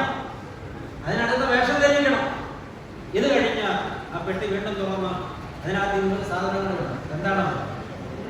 മനോഹരമായ പൊന്മോതിരം, രത്നം പതിപ്പിച്ച പൊന്മോതിരം എടുത്ത് നമ്മൾ വിരലിൽ അണിയും. ഹല്ലേലൂയ. അപ്പോഴവൾ മണവാട്ടിയായി. പരിശുദ്ധ സഭയുടെ പിതാക്കന്മാർ വ്യാഖ്യാനിച്ചിരിക്കുന്നത് ആ യഹൂദ മണവാട്ടി ധരിച്ച മുദ്രമോതിരത്തിന് പകരം മശിഹ നമ്മളെ ധരിപ്പിച്ച മുദ്രമോതിരമാണ് പരിശുദ്ധ കുർബാന എന്നാണ്. ഹല്ലേലൂയ. അതാണ് നമ്മുടെ മുദ്രമോതിരമാണ്. സ്തോത്രം. അത് നമ്മൾ മുടങ്ങാതെ സ്വീകരിച്ചുകൊണ്ടിരിക്കുമ്പോൾ നമ്മൾ മണവാട്ടിയായി നിലനിൽക്കുകയാണ്. അതുകൊണ്ട് നമുക്കൊരു മുദ്രമോതിരം നൽകപ്പെട്ടിട്ടുള്ളത് പരിശുദ്ധ കുർബാനയാണ്. ഇത് പിതാക്കന്മാരുടെ വ്യാഖ്യാനമാണ്. ദൈവമക്കളെ, ഇത് കഴിഞ്ഞിട്ട് ഇനി മണവാട്ടിക്ക് ഒരു പരിപാടിയുടെ ബാക്കിയുണ്ട്. യഹൂദ മതത്തിൽ ഒരു കുഞ്ഞ് പിറന്നാൽ കാണാൻ പോകുന്ന ആളുകളെല്ലാം സമ്മാനം കൊടുക്കും. പിറന്നത് പെൺകുട്ടിയാണെങ്കിൽ എല്ലാവരും കൊടുക്കുന്നത് മനോഹരമായ വിളക്കുകളാണ് സമ്മാനമായി കൊടുക്കുന്നത്. മനോഹരമായ വിളക്കുകൾ. വിളക്കെന്ന് പറയുമ്പോൾ നിങ്ങൾക്ക് മനസ്സിലാവില്ലേ? ഈ പിടിയും വാലുമുള്ള വിളക്ക് നിങ്ങൾ കണ്ടിട്ടില്ലേ? അലാവുദ്ദീന്റെ അത്ഭുത വിളക്ക് എന്നൊക്കെ പറയുന്നത് പോലത്തെ വിളക്ക്. അങ്ങനത്തെ വിളക്കാണ് ഈ കുട്ടിക്ക് സമ്മാനം കിട്ടുക. 100 വിളക്ക് കിട്ടും സമ്മാനമായിട്ട്. അപ്പൊ ഇതെല്ലാം കുട്ടിയുടെ അമ്മ സൂക്ഷിച്ചു വയ്ക്കും. കുട്ടിക്ക് പ്രായപൂർത്തിയാകുന്ന അന്ന് ഈ വിളക്കെല്ലാം കുട്ടിക്ക് കൈമാറും. മോളെ, ഇന്നു മുതൽ ഈ വിളക്ക് നീ സൂക്ഷിക്കണം. മാത്രമല്ല, ഇന്നു മുതൽ നിനക്ക് കിട്ടുന്ന കംപ്ലീറ്റ് പോക്കറ്റ് മണി ഉപയോഗിച്ച് നീ 1 ലിറ്റർ എണ്ണ വാങ്ങി തിൻകണക്കിന് വീട്ടിൽ ശേഖരിച്ചു വെക്കണം. നിന്റെ വിവാഹ നിശ്ചയ നാളിൽ നിനക്ക് ഇത് ആവശ്യം വരും. കാര്യം മനസ്സിലാക്കുക. വിവാഹ നിശ്ചയം കഴിഞ്ഞു, കുളിച്ചു, തൈലം പൂശി, ശുഭ്രവസ്ത്രം ധരിച്ചു, മോതിരവും അണിഞ്ഞ് മണവാട്ടിയായി തീർന്നവൾ ഈ വിളക്ക് കുറച്ച് വൃത്തിയാക്കി വിളക്കിലേക്ക് എണ്ണ പകർന്ന് തിരിയിട്ട് കത്തിക്കും. അന്നു മുതൽ മണവാളൻ എന്തു വരുന്നു അന്നു വരെ ഈ വിളക്കിൽ തോരെ എണ്ണയൊഴിച്ച് മണവാളനെ ധ്യാനിച്ച് വഴിക്കണ്ണുമായി അവൾ കാത്തിരിക്കും. ഹല്ലേലൂയ. ഈ സംഭവമാണ് നമ്മുടെ കർത്താവ് പഠിപ്പിച്ച 10 കന്യകമാരുടെ ഉപമ. മത്തായി എഴുതിയ രക്ഷാസുവിശേഷം 25-ാം അധ്യായം 1 മുതൽ 11 വരെ തിരുവചനങ്ങൾ. സ്വർഗരാജ്യം മണവാളനെ എതിരേൽപ്പാൻ ദിവ്യയഷ്ടികളുമായി പുറപ്പെട്ട 10 കന്യകമാരോട് സദൃശ്യമാക്കും. അപ്പോൾ 5 പേർ ബുദ്ധിമതികളും 5 പേർ ബുദ്ധിഹീനകളുമായി ബുദ്ധിമുട്ടുകൾ വിളക്കെടുത്തപ്പോൾ കൂടെ എണ്ണയെടുത്തു, ബുദ്ധിഹീനരാകട്ടെ വിളക്കോടുകൂടെ എണ്ണയെടുത്തില്ല. മണവാളൻ താമസിച്ചപ്പോൾ 10 പേരും മയക്കം പിടിച്ചുറങ്ങി. അർദ്ധരാത്രിക്ക് മണവാളൻ വരുന്ന കാഹളം കേട്ട് 10 പേരും ഉണർന്നു. അപ്പോൾ 5 പേരുടെ വിളക്ക് അണഞ്ഞു പോയിരുന്നു. മറ്റവരുടെ കയ്യിൽ എണ്ണ ഉള്ളത് കൊണ്ട് ഒഴിച്ച് അവർ വീണ്ടും വിളക്ക് കത്തിച്ചു. ഈ 5 പേർ മറ്റവരോട് എണ്ണ ചോദിച്ചെങ്കിലും അവർ കൊടുത്തില്ല. അവസാനം അവർ എണ്ണ അന്വേഷിച്ച് ചന്തയിൽ പോയി. പാതിരാത്രി ചന്തയുണ്ടായിരുന്നില്ല. പുലർകാലത്ത് ചന്ത തുറന്ന് അവർ എണ്ണ വാങ്ങി വന്നപ്പോഴേക്കും മണവാളൻ ഒരുങ്ങിയിരുന്ന മണവാട്ടിമാരുമായി അകത്ത് കഴിഞ്ഞ് വാതിലടച്ചു. ഒരുങ്ങിയിരുന്ന മണവാട്ടിമാർ അകത്ത്, ഒരുങ്ങാതിരുന്ന മണവാട്ടിമാർ പുറത്ത്. അവരുടെ കയ്യിൽ വിളക്കുണ്ടായിരുന്നു ഇല്ലേ? അവരുടെ കയ്യിലും മണവാളിനെ എതിരേൽക്കാനുള്ള എല്ലാ സംവിധാനങ്ങളും ഉണ്ടായിരുന്നു. പക്ഷെ എണ്ണ ഉണ്ടായിരുന്നില്ല. നമ്മുടെയൊക്കെ കയ്യില് നമ്മുടെ വേഷം, നമ്മുടെ ഭാവം, നമ്മുടെ നടപ്പ്, നമ്മുടെ പള്ളിയിലെ ഇടപാടുകൾ, നമ്മുടെ നമ്മുടെ നമ്മുടെ എന്താ പറയുക ആത്മീയ പരിപാടികളൊക്കെ മണവാട്ടിയാണെന്ന് വരുത്തി തീർക്കുന്ന വേഷങ്ങളാണ്. എണ്ണയുണ്ടോ? ഒരുങ്ങിയിട്ടുണ്ടോ? മണവാളൻ അപ്രതീക്ഷിതമായിട്ട് വരും. എണ്ണയുണ്ടോ?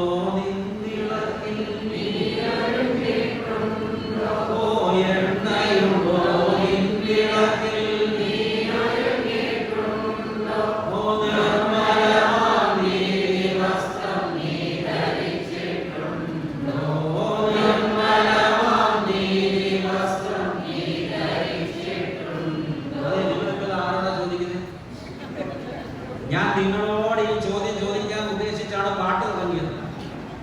നിങ്ങളതങ്ങ് ഏറ്റെടുത്തിട്ടപ്പോ ചോദ്യം എന്നോട് ബോധിച്ചു. നന്നായിട്ടുണ്ട്. നിങ്ങൾ ഒരുങ്ങിയിട്ടുണ്ടോ? എണ്ണയുണ്ടോ വിളക്കില്? ജീവിതത്തെ ക്രമപ്പെടുത്തിയിട്ടുണ്ടോ? മണവാളനെ എതിരേൽപ്പാൻ ഒരുങ്ങിയിട്ടുണ്ടോ? അപ്രതീക്ഷിതമായി അവൻ വരും. അപ്രതീക്ഷിതമായി ഇനി വരവിനെ കുറിച്ച് പറയാം. ഇങ്ങനെ മണവാട്ടി വഴിക്കണ്ണുമായി കാത്തിരിക്കുക. അപ്പോ മണവാളൻ മണവറയൊക്കെ ഒരുക്കി പൂർത്തിയാക്കി. അപ്പ കൊട്ടാരം മനോഹരമായി ഞാൻ പണി പൂർത്തിയാക്കി എന്ന് പറയും. അപ്പം പോയി കംപ്ലീറ്റ് പരിശോധിക്കും. പിതാവാദ്യം പോയി കംപ്ലീറ്റ് പരിശോധിക്കും. പരിശോധിച്ച് അപ്പന് ബോധ്യപ്പെട്ടു, മോനെ മനോഹരമായി ചെയ്തിട്ടുണ്ട്. അപ്പ ഞാൻ എപ്പോഴാണ് മണവാട്ടിയെ വിളിച്ചുകൊണ്ടുവരുന്നത്? അത് ഞാൻ പറയാം. സ്വന്തം ഇഷ്ടപ്രകാരം പോയി മണവാട്ടിയെ വിളിച്ചുകൊണ്ടുവരാൻ പറ്റില്ല. പിന്നെയും ചിലപ്പോൾ 1 വർഷം കാത്തിരിക്കേണ്ടി വരും. ഒരുക്കം പൂർത്തിയായ ശേഷം ഒരു ദിവസം അത്താഴം കൊണ്ടിരിക്കുമ്പോ അപ്പൻ മകനോട് പറയും, മകനെ നീ പോയി ഇന്ന് രാത്രി നിന്റെ മണവാട്ടിയെ കൂട്ടിക്കൊണ്ട് വരിക. യഹൂദ വിവാഹങ്ങൾ 90% നടക്കുന്നത് അർദ്ധരാത്രി സമയത്താണ്. മണവാളൻ എല്ലാം ക്രമപ്പെടുത്തി വെച്ചിട്ടുണ്ട്. അവൻ പുറത്തിറങ്ങി നിന്ന് 2 വിസിലങ്ങോട്ട് അടിക്കും. അവന്റെ കൂട്ടുകാര് തപ്പ്, താളം, മേളം, തമ്പേറ്, കൊമ്പ്, കുഴല് മുതലായ വാദ്യോപകരണങ്ങളുമായി പ്രത്യക്ഷപ്പെടുകയായി. ഉടൻ തന്നെ തീവട്ടിപ്പന്തങ്ങളും തെളിച്ച് ആർപ്പോടും വിളികളോടും കൊമ്പോടും കുഴലോടും കൂടെ അവർ മണവാട്ടിയുടെ ഭവനത്തിലേക്ക് വലിയ ഒരു യാത്ര നടത്തുകയാണ്. കർത്താവു താൻ ഗംഭീര നാദത്തോടും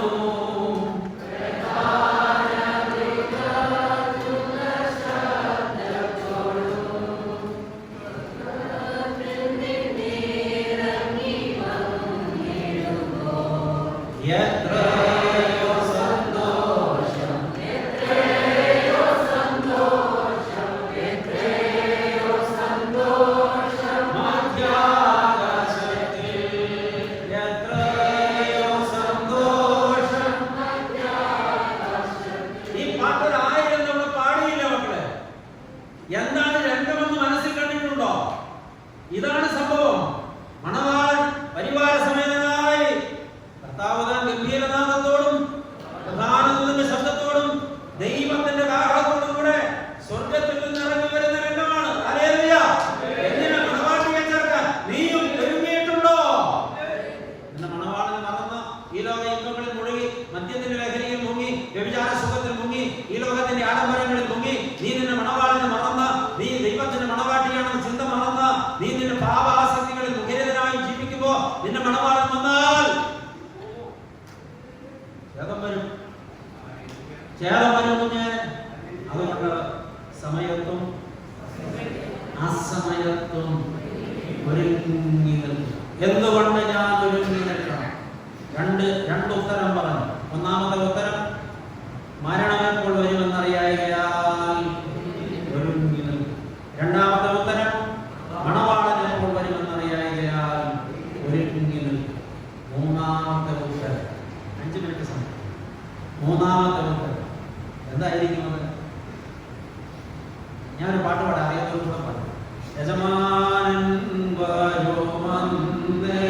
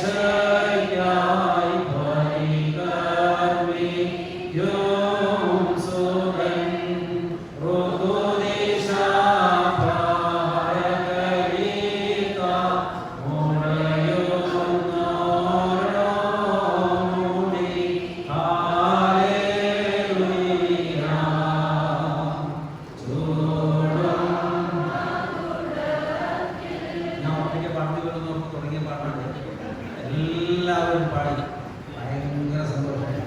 ഈ പാട്ടിന്റെ അർത്ഥം എന്താണെന്ന് മനസ്സിലാക്കിയാൽ മൂന്നാമത്തെ ഉത്തരം കിട്ടി. യജമാനൻ ഒരു ദിവസം കണക്ക് ചോദിക്കുവാൻ വരും. ഉത്തരം പറയണം, കണക്ക് ചോദിക്കണം. ഹല്ലേലൂയ. താലന്തുകളുടെ ഉപമ നമുക്കറിയാമല്ലോ. യജമാനൻ ദൂരദേശത്ത് പോകുമ്പോൾ തന്നെ ദാസന്മാർ 3 പേരെ വിളിച്ച് അവരവന്റെ പ്രാപ്തിക്കൊപ്പം കൊടുത്തതിന് 5 താലന്ത് കൊടുത്തു. രണ്ടാമത് 2 താലന്ത് കൊടുത്തു. മൂന്നാമത് 1 താലന്ത് കൊടുത്തു. യജമാനൻ ദൂരദേശത്ത് പോയി. ഈ 3 പേരും 2 പേരും അധ്വാനിച്ചു. 5 കിട്ടിയവൻ അധ്വാനിച്ച് 5 കൂടെ സമ്പാദിച്ചു 10 താലന്ത്. 2 കിട്ടിയവൻ 2 കൂടെ സമ്പാദിച്ചു 4 താലന്ത്. 1 കിട്ടിയവൻ ഒഴിവാക്കി കുഴിച്ചിട്ടു. ഈ താലന്ത് എന്ന് ആദ്യം നമുക്ക് വായിച്ചപ്പോൾ എനിക്ക് എന്താണെന്ന് മനസ്സിലായില്ല. പിന്നെ വായിച്ചപ്പോൾ എനിക്ക് മനസ്സിലായത് 5 രൂപ, 2 രൂപ, 1 രൂപ എന്നാണ്.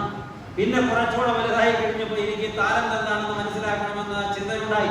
പിന്നെ ഞാൻ ഈ താലന്തിന്റെ പിന്നാലെ കുറെ സഞ്ചരിച്ചു. താലന്തുകളെ കുറിച്ച് പല വ്യാഖ്യാനങ്ങൾ ഞാൻ കണ്ടു. അതിൽ എന്നെ ആകർഷിച്ച ഒരു വ്യാഖ്യാനം ഇതാണ്: 10,000 പൊന്നാണയങ്ങൾ നിറച്ചു വെച്ച ഒരു സഞ്ചിയാണ് ഒരു താലന്ത്.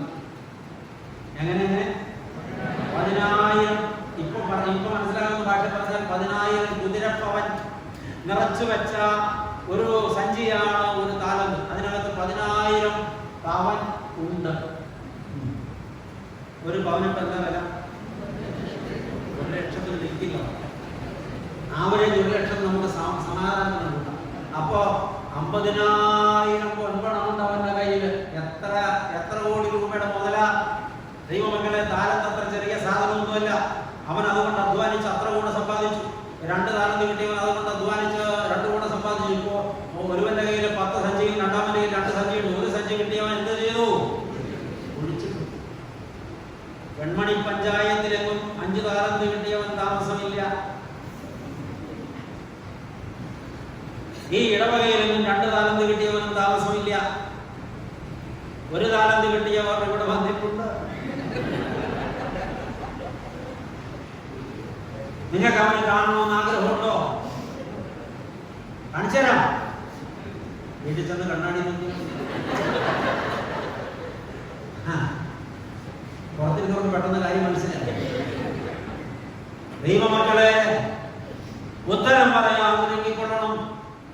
യജമാനൻ അപ്രതീക്ഷിതമായി വന്നു. കണക്ക് കൊണ്ടുവരാൻ പറഞ്ഞു. 5 കിട്ടിയവൻ 10 കാഴ്ചവെച്ച് അവർക്ക് പറഞ്ഞു, കൊള്ളാം, വിശ്വസ്തനും നല്ലവരുമായ ദാസ, നീ അല്പത്തിൽ വിശ്വസ്തൻ, തന്നെ ഞാൻ അധികത്തിന് അധികാരിയാക്കും. നീ എന്റെ അധികാരത്തിന് കീഴിലുള്ള 10 പട്ടണങ്ങളുടെ അധികാരിയായിരിക്കുക. 10 താലന്ത് നീ എടുത്തുകൊള്ളുക. ദൈവമക്കളെ, അവനെ ഒറ്റയടിക്ക് 10 പഞ്ചായത്തിന്റെ പ്രസിഡന്റാണ്. പഞ്ചായത്ത് ഇലക്ഷൻ കഴിഞ്ഞിട്ടുള്ളൂ. ഒരു പഞ്ചായത്തിന്റെ പ്രസിഡന്റ് ആവാനുള്ള പരാക്രമം എന്താ? അവനെ ഒറ്റയടിക്ക് 10 പഞ്ചായത്തിന്റെ പ്രസിഡന്റാണ്. 2 കിട്ടിയവൻ 4 കാഴ്ച വെച്ചപ്പോൾ അവനെ 4 പഞ്ചായത്തിന്റെ പ്രസിഡന്റാണ്. 1 കിട്ടിയവൻ നീ വിതയ്ക്കാതെ കിടന്ന് കൊയ്യുകയും വെതറാതെ കൂട്ടിച്ചേർക്കുകയും ചെയ്യുന്നവൻ, നിന്നെ കുറിച്ച് ഞാൻ കേട്ടത് കഠിന മനുഷ്യനാകുകൊണ്ട് ഞാൻ നിന്നെ കുഴിച്ചിട്ട് എടുക്കാൻ പറഞ്ഞു. അവനെ കയ്യും കാലും കെട്ടി പുറത്തുള്ള ഇരുട്ടിൽ തള്ളിക്കളക. ഈ 1 എടുത്ത് 10 ഉള്ളവന് കൊടുക്കുക. ആമേൻ. ഉള്ളവന് പിന്നെയും കൊടുക്കപ്പെടും, ഇല്ലാത്തവന്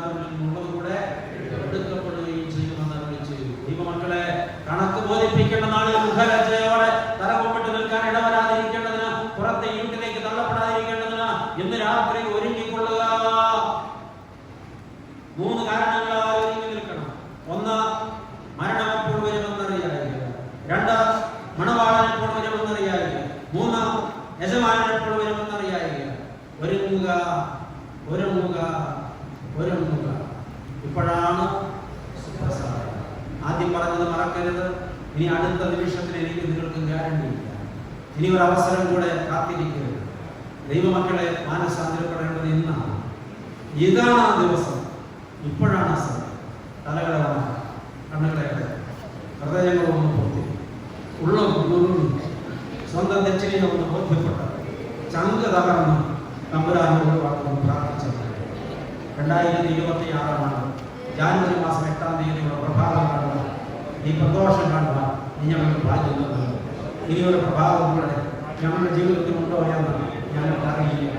ഉണ്ടെങ്കിലും ഇല്ലെങ്കിലും ഞങ്ങളെന്ന് ആനന്ദത്തോടെ കടന്നു പോകേണ്ടതിന് ഞങ്ങളുടെ ജീവിതത്തെ ക്രമപ്പെടുത്തുവാൻ ഇവിടെ വെച്ച് തീരുമാനിക്കുന്ന കർത്താവേ, ഞങ്ങളുടെ തെറ്റുകളെ ഞങ്ങൾ തിരുത്തുന്ന കർത്താവേ, ഞങ്ങൾ പിണങ്ങിയവരോട് ഞങ്ങൾ ഇണങ്ങുന്ന കർത്താവേ, ഞങ്ങൾ തോറ്റു കൊടുക്കാൻ തയ്യാറാവുന്ന കർത്താവേ, ഞങ്ങളുടെ എല്ലാ തെറ്റുകളും ഞങ്ങൾ അവസാനിപ്പിക്കുന്ന കർത്താവേ, സകല ദുശ്ശീലങ്ങളോട് വിട പറയുന്ന കർത്താവേ, ദൈവം ഞങ്ങൾ പൂർണ്ണമായി ഒരുക്കപ്പെടേണ്ടതുണ്ടെന്ന് കാര്യകാരണ സഹിതം തിരുവചനം വിളിച്ചത് ഞങ്ങളെ പഠിപ്പിച്ച കർത്താവേ, കേട്ട സന്ദേശം ഹൃദയത്തിൽ സ്വാംശീകരിച്ച് തെറ്റുകളെ തിരുത്തി വിശുദ്ധിയിൽ നിന്ന് വിശുദ്ധിയിലേക്ക് വളരുവാൻ ഏഴകാവുന്ന അടിയങ്ങൾക്ക് കൃപതരുമാറാകണമെന്ന് പ്രാർത്ഥിക്കുന്നു.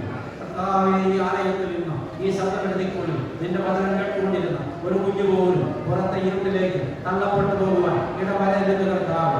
ആരും നഷ്ടപ്പെട്ടു പോകരുത് കർത്താവ്. ഒരാളെ കുറിച്ച് പിശാച് അവകാശം പറയരുത് കർത്താവ്. ഈ ജനം നിന്റേതാണ്. നിന്റെ മാമോദീസായ മുദ്ര കുത്തപ്പെട്ടതാണ്. ജീവപുസ്തകത്തിൽ പേരെഴുതപ്പെട്ടതാണ്. സ്വർഗരാജ്യത്തിലെ പ്രജകളായി എണ്ണപ്പെട്ടതാണ്. ദൈവമേ, നിന്റെ പ്രിയ മക്കളാണ് ഇവർ. പിശാചിന്റെ അവകാശത്തിൽ പോകാൻ വിട്ടുകൊടുക്കരുതെന്ന് പ്രാർത്ഥിക്കുന്നു. ഈ ജനത്തെ നീ നെഞ്ചോട് ചേർക്കണമേ. ഈ രാത്രി ഈ ജനത്തിൽ വിശുദ്ധീകരണം നൽകണം. ഈ ജനത്തെ നീ മാറോട് ചേർത്ത് ആശ്ലേഷിക്കണം. ഈ രാത്രി ഈ ജനം അഭിഷേകം പ്രാപിക്കുന്ന രാത്രിയായിരിക്കണം. ദൈവമേ, സമാധാനം ഈ ജനത്തിൽ വന്ന് നിറയട്ടെ. ഞങ്ങളെ കേൾപ്പിച്ച സന്ദേശത്തിനായിട്ട് സ്തോത്രം. ഞങ്ങളുടെ മധ്യ പരിരക്ഷിച്ച കൃപയ്ക്കായിട്ട് സ്തോത്രം. മതത്വം കർത്താവെടുക്കണം. പ്രാർത്ഥന കേട്ടുകൊണ്ട് സ്തുതിക്കുന്നു. ഞങ്ങൾ നിനക്കും ഏകജാതം പരിശുദ്ധാത്മാവും സ്തുതിയും സ്തോത്രവും സമർപ്പിക്കുന്നു, ഇപ്പോഴും എപ്പോഴും എന്നേക്കും തന്നെ. ദൈവം നിങ്ങളെ സമൃദ്ധിയായി അനുഗ്രഹിക്കും.